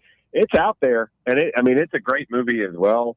It's Pete Nicholson. I mean, he was awesome in that movie, but I'm not sure. I think it might be too obscure. I'm not sitting here just trying to pick apart your stuff, honestly. I think every pick on your list is great. I think Walker will win because this is the most accessible, which is ironic because, he's the least movie-ified of all of you guys. He's the least of the cinephiles. Sometimes you got to run the ball. Just got to run the ball. Well, yeah, you just run the ball, block and tackle. Yep. Two that I didn't hear that I was surprised by, and Russ, if you had picked this or Bear had picked this movie instead of The Omen, I think you both would have had a chance to win. Nobody picked Willy Wonka and the Chocolate Factory. That is an elite fever dream movie. That's a good one. That movie's a total fever dream. Do you remember watching that the first time when you were a kid? No, but I'll say that that was a good one. And anybody see the remake with Johnny Depp? Yes, that was a good one too. I didn't like it. Chocolate Factory. My kids love that one. I like the Timothy Chalamet better. Timothy Chalamet was awesome seen that one. as Wonka. It's great. It really is. He's better than who? Gene Wilder? Than Johnny Depp's. Johnny Depp is better than Gene. That's what you're saying. You're driving your children around. Me? Have you been drinking? That's not what he's saying. That's not what he's saying. No. Gene Wilder. No. The original Wonka is the best. I was saying Johnny Depp's the third best. It's the worst of the three. Johnny Depp's. I think Timothy Chalamet's was really good. Bear, I just want the record to you're doing the thing, or you haven't seen it. I don't know. Maybe Chalamet's great. I haven't seen it. He's not great as Willy Wonka. You don't know that. You haven't seen it. Yeah, dude, Gene Wilder was a master of his craft. Okay, calm down. You calm down. Let me ask. I want to reiterate that the original Willy Wonka is by far my favorite, and it's one of my top 25 favorite movies ever. I've probably seen it 200 times. I loved it. It's one of the first movies I made my kids watch because I wanted to watch them watch, and we don't know where we're going, just to see them trip out. It was awesome. So 10 out of 10 recommend as a parent. Okay, so and then Invasion of the Body Snatchers didn't make the list. Sorry, that was weird. Sorry, no, that was weird. You mentioned Walker's 4, which Walker's getting some love as he should, and it's stick to your running, right? That's what you said. Run the ball. It's Jaws and Rocky. Guys. No, that's what I'm saying. You were like, hey, conservative offense wins games. Which one do we think is a Josh Heupel offense here? Is it The Omen is it Bear's pick with The Omen just doing something wild? Oh yeah. Bear had the ball on the 1-inch line and decided to run a halfback pass. Bear had it on the 1-inch line and threw the out route against Alabama. That's what happened. JG called his own number. Well, guys, the other thing I was going to submit to the Council of Elders for this is elite radio, by the way, what you're doing with this, would be that you play, I don't want to give away too much because the 80s is the next genre, right? But I think you ought to be playing over this while you're doing it. Back in Time by Huey Lewis and the News. If you're going to be throwing it back to movies, I think that'd be that's not going to happen. Why? I can't stand Huey Lewis. Oh my God! Please tell me that they're on the list. Are they on the list, man? Yes, they're prominently on the list. How about they're on the list? How about then play the Entertainment Tonight theme? No. Yeah, that's going to be for your entertainment jam segment. after jam after jam. Huey Lewis in the News. Yeah, sports. They've got an album called Sports. Just raging through the 80s bangers. That's all they did. I'm sorry. It's just true. I'm sorry. But with that said, guys, I appreciate you. I look forward to hearing the 80s. That's tomorrow, right? The 80s are the heyday of movies. I can't wait to hear who gets. I'm not even going to say it because I know what y'all are going to pick already because you're guys like me. Have a good one. Huey also has he's legendary for other reasons. Legendary party animal. Something physically attributed to him. Oh, he's well endowed. So I heard. It's not like I've hung with Huey, so to speak. Yeah. All right. Good for him. Live. I'm looking at the graphic. Boy, I really did fumble it, didn't I, a little bit? The Omen's a great. I mean, it's one of the all-time right. scary movies. That's all right. We talked about it like 2 days ago. It's good. Did we? Keep convincing You weren't here, Walker. I wasn't here yesterday. Is the poll in the field? Poll is in the field. Fox, go to the Fox Sports Knoxville account. All right. Who had the best 4 70s Who won the movies? draft? Who won the 70s movie draft? At Fox Sports Knox on Twitter. You can vote now. We're going to take a quick time out. We'll come right back. More Fan Run Radio after this. The Drive. Congratulations. You found sports radio that doesn't suck. This is Fan Run Radio, Knoxville.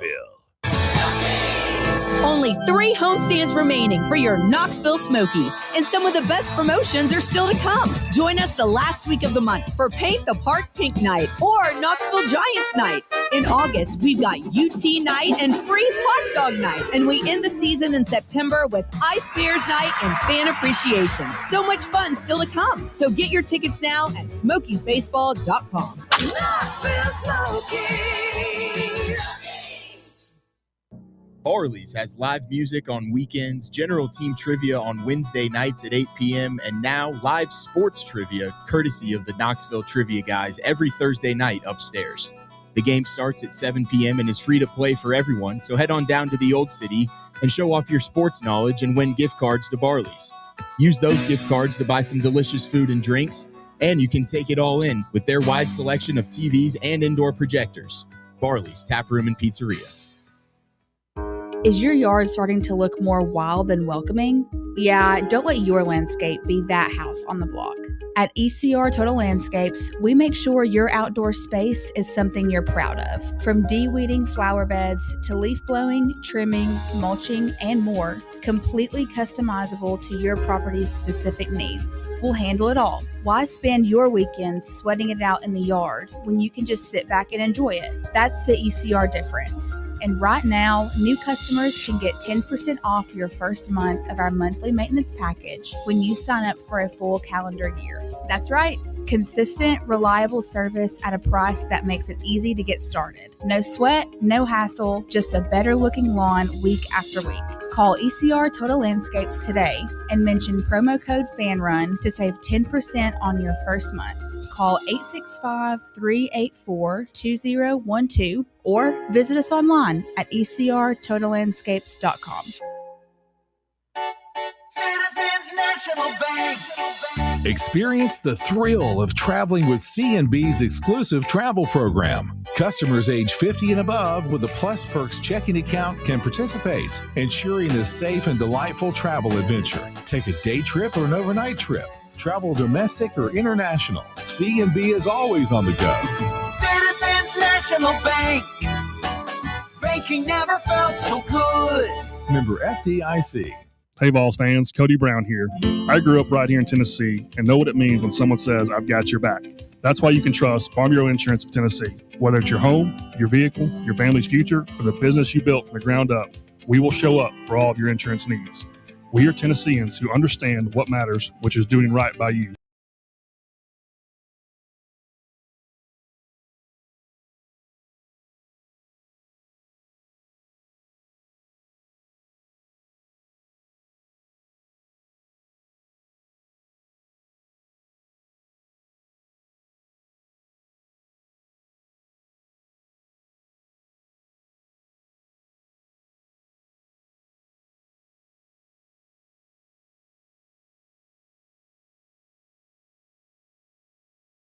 Did you vote? No.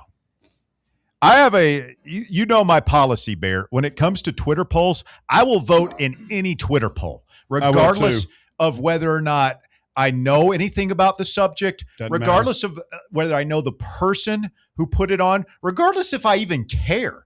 I see a poll, I'm voting. It's my right as an American. Exactly. It's my civic duty as Jeremy Pruitt might have said. Cornbread. 865-966-3435. Welcome back to The Drive here on Fan Run Radio. The 70s movie draft, and the poll is live both on YouTube and at Fox Sports Knox. 7 votes on YouTube now. It went live like a minute ago. We'll give it a second to percolate. Okay. So for who wins, where the YouTube poll is just for a feel out where we are. The Twitter poll is what we're going to use to see who actually wins the draft, and it will be open from now until right before showtime tomorrow. Walker's kind of dominating this thing. That's okay. I can. It's still early. There's only 39 votes in. Jaws, Rocky, and The Exorcist. I mean, he went with big brands. Like it's, I mean, Walker chose wisely. I saw, speaking of, I guess this would be a 90s movie, great meme yesterday. It showed the guy in the England, like he was wearing the chainmail and the foot, like England, like crusade costume. And it said, he chose poorly. Indiana Jones. God, I can't wait for the 90s. And I've got the first pick in the 90s. God, the 90s. We might have to go 5 picks for the 90s. Yeah, we got to keep it to 4 on the 80s and 90s. Okay. But 5 maybe for the 2000s because that's spanning 25 years. 90s is a deep draft. I can't wait for that one Monday. I've got the number 1 pick tomorrow for the 80s. I already know what I'm doing. Really? Yeah, I know what I'm doing for the 90s. What will I have? I'll have the 3rd pick tomorrow? Yes. Are we going into and Bear will go to last? Okay. No. Yes, that's right. That's right. Bear will go to last. Okay. So you'll get picks 4 and 5 tomorrow, Bear. Everybody bumps up 1, but you were at the top, so you go to the bottom. No. It is coming down outside right now. I hear you that. Can hear it on the mic. It's sunny. That. Yeah, like there's blue sky on from where I'm looking out the window, but it's just pouring. It's probably out there. Coming down pretty good. 865-966-3435, your phone number. Open lines here this afternoon on the show. If you want to chime in, would love to hear from you. Obviously today, Logan Quinton chiming in on Twitter says, back-to-back days of catching strays from Bear. He must be getting delusional from all the press with the Butch Bowl docuseries coming out. Well, I mean, it's because he planted. He sent those crooked coaches over there. I learned that stuff over there in Northeast Knox County. The Catholic football 30 for 30 is going to be outstanding. I mean, it's too bad they'll never do one on you. I mean, how many pros have you guys had? What that kid? What are you doing? What am I doing? You goad me into this. You think this look? It's such a bad look for you. Oh, like it's not for you? Like you think you're real popular in the Catholic community with all the smack you I don't talk? care. I've had people call me and ask me how to punch him in the face. Tailoring my takes to one specific high school community in a listening area. I'm talking to an audience. You constantly bash on one just because of me. You're a small, petty man. Hey, we got breaking news. Let's go to the Fan Run breaking news desk this afternoon.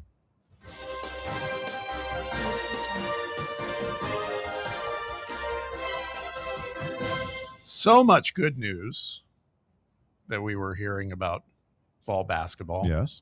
Need to have a little adversity here and there, and we got some. Tennessee basketball forward Christian Furman fractured his left hand in practice today. It blows this out. This be Ben McKee, friend of the show, Ryan Shumpert, friend of the show, so good authority here. The VCU transfer will miss the remainder of summer practice after undergoing surgery today to repair the fracture. I mean, if that's the worst injury news of basketball's offseason, I will be a happy camper. I agree.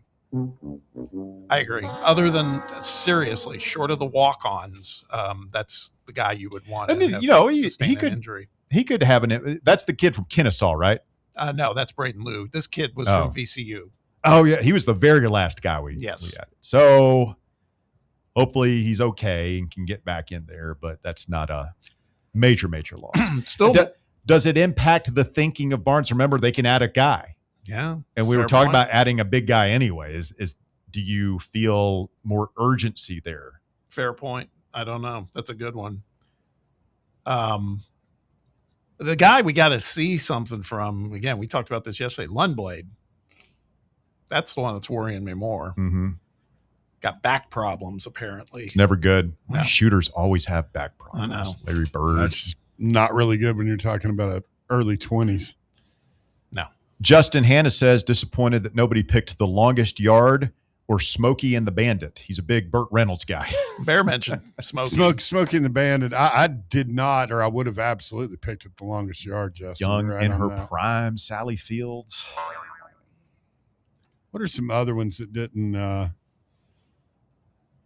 I thought you might do All the President's Men. Me? I thought that was going to get picked It's, for sure. it's okay. It's kind of a boring watch, though. Great book. Yeah. Is it a book better than the movie type of situation? I think so. One that No Chinatown. no Chinatown. No Deliverance, another Burt Reynolds. The Outlaw Josie Wales. Was that was that 70s or 80s? Yeah, no, that was 70s. You sure? Yeah, that and High Plains Drifter. Clockwork Orange, a miss. Network, Clockwork a miss. Orange is that's a 76. very, very problematic movie. Noisewater said that, first of all, he said, I've got the best taste. So thank you, Noisewater. Jesus. And then also said, disappointed that The Conversation didn't make the cut. And he's right. Another Gene Hackman. Yeah, great movie. We just didn't, not enough spots, man. There's so You gotta many make good hard movies. choices. There's yeah. a bunch in that top 10 that most people probably wouldn't have even watched. Chadwick says, we know why Bear doesn't like Rocky. We do know He why beat Bear Drago. We do know why. I think I'm the only person, maybe Bob. I saw Rocky in the theater multiple times. This is really getting old. I mean, this is getting kind of played out. I know you like it, the matter I get, but I mean, it's dumb. It's one of your dumbest things ever. When you get really mad, that's when it's just getting good. Yeah. I know. There's a. I'm just not going to engage. Play your song, dude. When I worked in music radio, I remember there was a guy who said, lowest common denominator of our listeners. like when you're just getting for stations that program new music, it's like when you're just starting to get tired of hearing a song and you work at the station or you listen all the time, that's when the song is just starting to take root with your audience, which is probably the dumbest radio theory I've ever heard now that I really think about it, but it made sense to me at the time. When Bear starts getting really mad about something, that's when the segment is just starting to develop. I'm beyond that now. I don't care anymore. Play it. Well, then Don't try play this it. one on. You can. I mean, I can start. I can bring this whole thing. He knows it. I can bring this whole thing to a stop. He might kick me off the show, but I'll make everybody's life a living hell. If you really want to push it, I can come back after everybody. You guys all have quirks that are kind of weird. If you want me to list them, I will. Calm down, please. Bob. Kosoval on the live chat. This is back to the draft. His theory on the draft. He said Bear is the Max Gilbert of movie drafting. I think he's talking about that last pick. You had a chance. That wasn't an out of the. No cookies for you. And I mean, The Omen was one of the premier horror movies of the 1970s. I've never heard There's a reason, dude. You weren't. I mean, it was 30 years before you were born. I know you haven't heard of it. Now, this on a serious note, Kostoval also said, I still can't believe that Patton didn't make it. Patton was in the 60s, was it not? No, it was in the 70s. Patton's great. That's another good one. It was, but man, it was like 3 hours long. And Yeah. Halloween. Your job isn't to die for your country. It's to make the other poor bastard die for his. 3 Days of the Condor. I haven't seen that. It's good. That's a spy movie too, right? Yes. Alice Doesn't Live Here Anymore. I mean, there were a bunch of like movies on there that were probably like real How about highly. 5 Easy Pieces. Did you ever see that? Mm-mm. That's fantastic. What's that? It's just this. It's a show. It's a movie about just like, what would you call it? It's about youth, and it's like Jack Nicholson and a bunch of Coming of age movies. Yeah, and they like totally destroy a diner at one point. They just come in and just trash. Why would you do it. that? I don't know. Somebody's business. Doesn't seem like wholesome American behavior. Let's get a call from Chris. Good afternoon, Chris. You're on the drive, Fan Run Radio. How you guys doing? Doing well. What's up? Did you guys see the new Rocky trailer? Yeah. Yesterday for the movie. I Yeah, Play that looks Rocky. Awesome. Yeah, it looks good. Correct. Oh, Yes. you know, he's got the But voice I mean- now. He talks like this. It's Sylvester Stallone. removing the Godfathers from the equation, I mean, One Flew Over the Cuckoo's Nest and The Sting are the two best movies of the 70s. Walker, if you've never seen them, they are absolutely incredible. One Flew Over the Cuckoo's Nest is on the list. I just haven't gotten around to it yet. I know is that Jack Nicholson's first huge movie? Correct. That's his breakout. Is One Flew Over the Cuckoo's Nest? I don't know about that, but it's with him, Christopher Lloyd, Danny DeVito. It's one of the only 3 movies that won the 5 main Academy Awards: picture, director, actor, actress, and screenplay. Wow. That's a good trivia knowledge. The other one is a movie from the 30s, and the only other one is Silence of the Lambs. Swept the main 5 Academy Awards. In terms of critical acclaim, Nicholson did get an Oscar nomination for the movie I just mentioned a moment ago, 5 Easy Pieces, which was back in 1970, but that was not didn't reach the popularity that One Flew did. Oh, One Flew Over the Cuckoo's Nest and The Sting are my 2 favorite movies of the 70s. How about The Sting? By far. Yeah, Lee on the it's live. absolutely incredible. Isn't it great? I loved it. I it's incredible. Yeah. Did not Especially see the for all ending you come. gamblers out there. No, you don't. Speaking of Robert Shaw, who's in that movie also, his monologue in Jaws, 3-4 minute monologue about the ship being shanked in the Indianapolis. That's about the best 4-minute monologue in any movie of all time. Yes, sir. Houston Crest can recite that thing from memory in the voice. It's incredible. And Justin Hannah stole my thunder. The Longest Yard, the original with Burt Reynolds and Eddie Albert, is absolutely incredible. Mean Machine. Do I lose some credibility as a sports radio host when I say that I've never seen it? Or the Adam Sandler remake? Gosh. Never seen him. Adam Sandler one's good, but the original one is absolutely incredible. I put it second only to probably Boogie Nights. This is 2 of his. Oh God, his best film. We know Bear likes watching Burt porn. Reynolds. We know Bear likes watching porn. No, I like watching Paul Thomas Anderson movies. It's a great movie, man. You don't have to like adult films to. Boogie Nights is great. I haven't seen it. It's high on the list. It is. The Sting and the Cuckoo's Nest are incredible. One movie, one of my favorites of the 70s that has not been mentioned as far as I've heard, is Escape from Alcatraz. Clint Eastwood. Yeah. That is one of my favorite movies of the 70s. Crazy, great, true story. If you've never seen it, it's awesome. That's awesome. Yeah, that used to come on TV a lot, and they have the paper mache heads and everything, and they get up and they don't know what happened to those guys. They made it off the island. They never found bodies or anything. They never had a trace of them. But I don't think they made it. I mean, it's assumed that they were eaten by sharks or frozen in the water or something like that, but they never, you never know. That mysterious letter. I mean, who knows? I think they got eaten by sharks. What was the deal with the letter? I don't remember that. I can't remember who it was, sent a letter pretty much stating that they were alive, kind of sent it anonymously. But it could have been a hoax. Yeah. Interesting. Cosmo Chris, great to hear from you, my man. Appreciate the phone call. 865-966-3435, your phone number to get on the show this afternoon. Would love to hear from you as we wrap up on this, what has become a rainy Thursday. Vote for the Who Had the Best Quartet of 70s Movies at Fox Sports Knox on Twitter. Walker, I think you're going to run away with this thing, man. Yeah, Walker's cooking. I thought that y'all were playing for second place when I drafted this team. Okay. You picked the 4 movies from the 70s you've watched.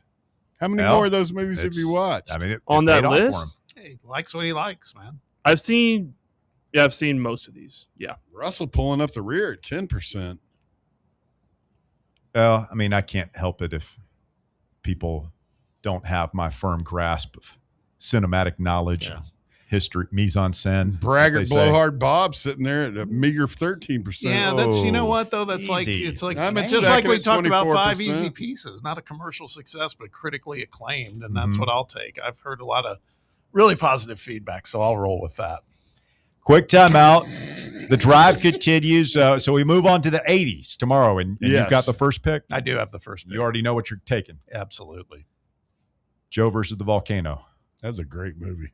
Was pretty good. That scene where he's buying the trunk with Ossie Davis.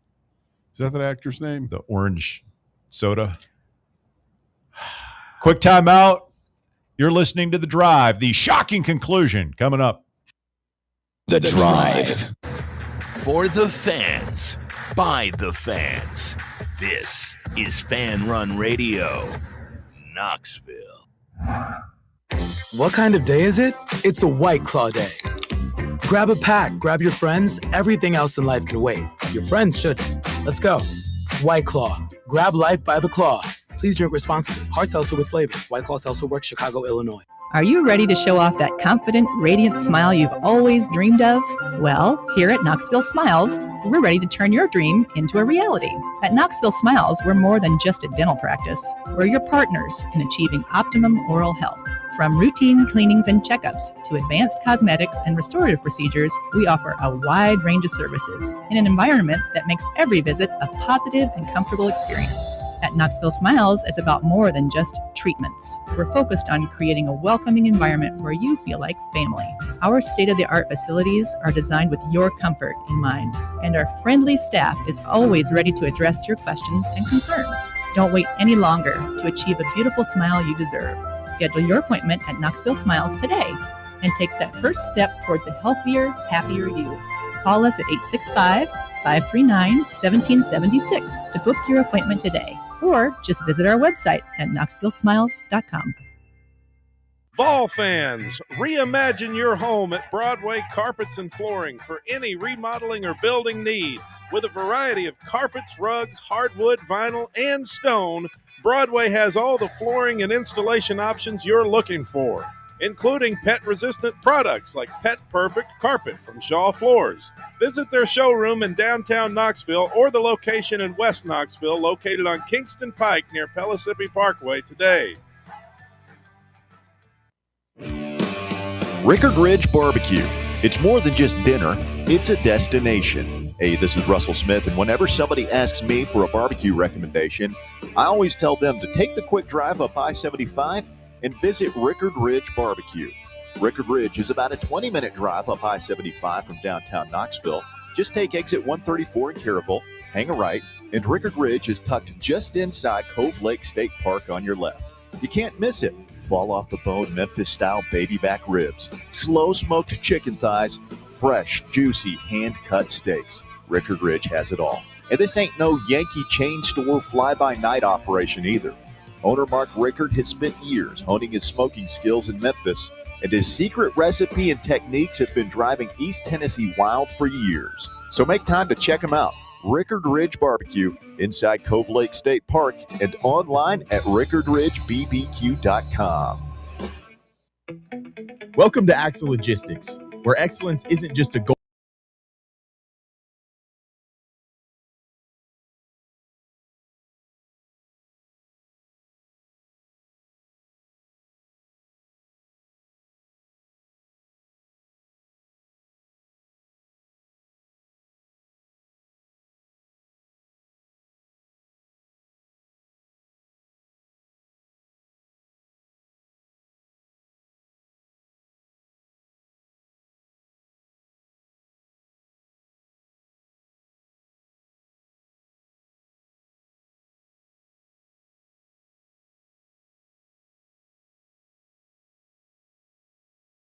Up today's program. See if we missed anything. The movie thing kind of took over. The draft. I mean, you had to thing, figure it was. The transfer thing. We got that. What happens? Explosive diarrhea. We haven't given any time, and I'm not saying we need to give much, but did any of you watch any part of the ESPYs last night? No. I didn't know it was on. Well, they gave. I'm going to say this. They gave I think the Jim Valvano Award or whatever. No, the Pat Tillman Award. And they gave it to this guy who used to be a college athlete who is now in the Coast Guard. And he was the guy who spearheaded the rescue of literally 163 young girls at that camp in Texas. Yeah. My niece was at that camp. Yeah. I mean, it was incredible. That was an amazing story. I'll have to go check that out. That part was, I didn't see much, but that was outstanding. It was, what a great story. What a hero, man. It was Amazing. That's terrifying, man. That whole thing. Like that's been I don't go in too far into it, but yeah, that was scary. Yeah. Yeah, man. I mean, flooding and they're having flooding down there again. Yep. That's exactly what he said. He was doing his acceptance and he goes, I have to leave right after this and head back. We have another job going on in Texas right now. So, I mean, speaking of flooding, well, that's why, like when we got all those flood warnings Sunday, because like nobody dies of a flood here, no, right? I mean, they're part and there's people have in the past places few years, in our neighborhood. Well, I mean, you got to really mess up, right? Yeah, you got to. I'll never understand people that do it, but typically it's people that try and drive through deep. Happened to my father-in-law. He lost a brand new Jeep Cherokee like in the 90s here trying to drive through. Yeah. Had to get out. I mean, can you imagine like getting stuck and like your car's flooding? It's coming in the doors and you get in that water. You just have no, you just got to get out. Yeah. That happened to a buddy of mine. His dad bought his mom for her anniversary. Bought her. Remember the Alfa Romeo Spiders back in like the 90s? It was like two-door convertible Italian sports car. And my buddy Tom, his mom let him borrow it. And he was driving it right down here on, what is it? Executive Park Drive. You know where it's That's where father-in-law. Yeah. Really? That same spot. Yeah. It floods. It stalled in he was going through it. Cross Park Drive. Mm-hmm. And then he decided he turned the car off because he thought it wouldn't. He's one of my buddies. Okay. No, that place is deceptive. And I think they've made some improvement. There's like a huge culvert. What do you call it? Yeah, some drainage ditch, canal or whatever down there. Yeah, I mean it floods all. That's where it'll flood up onto the campus at Catholic down there. That shopping center will flood right near much you. like the flood of money that goes out to prospective high school students. Hush money here in East Tennessee. Hush money is what we call it. All right. We love you, Bear. When you find yourself daydreaming about being in the hospital so you don't have to listen to you three idiots, it's time for me to go home. You'll be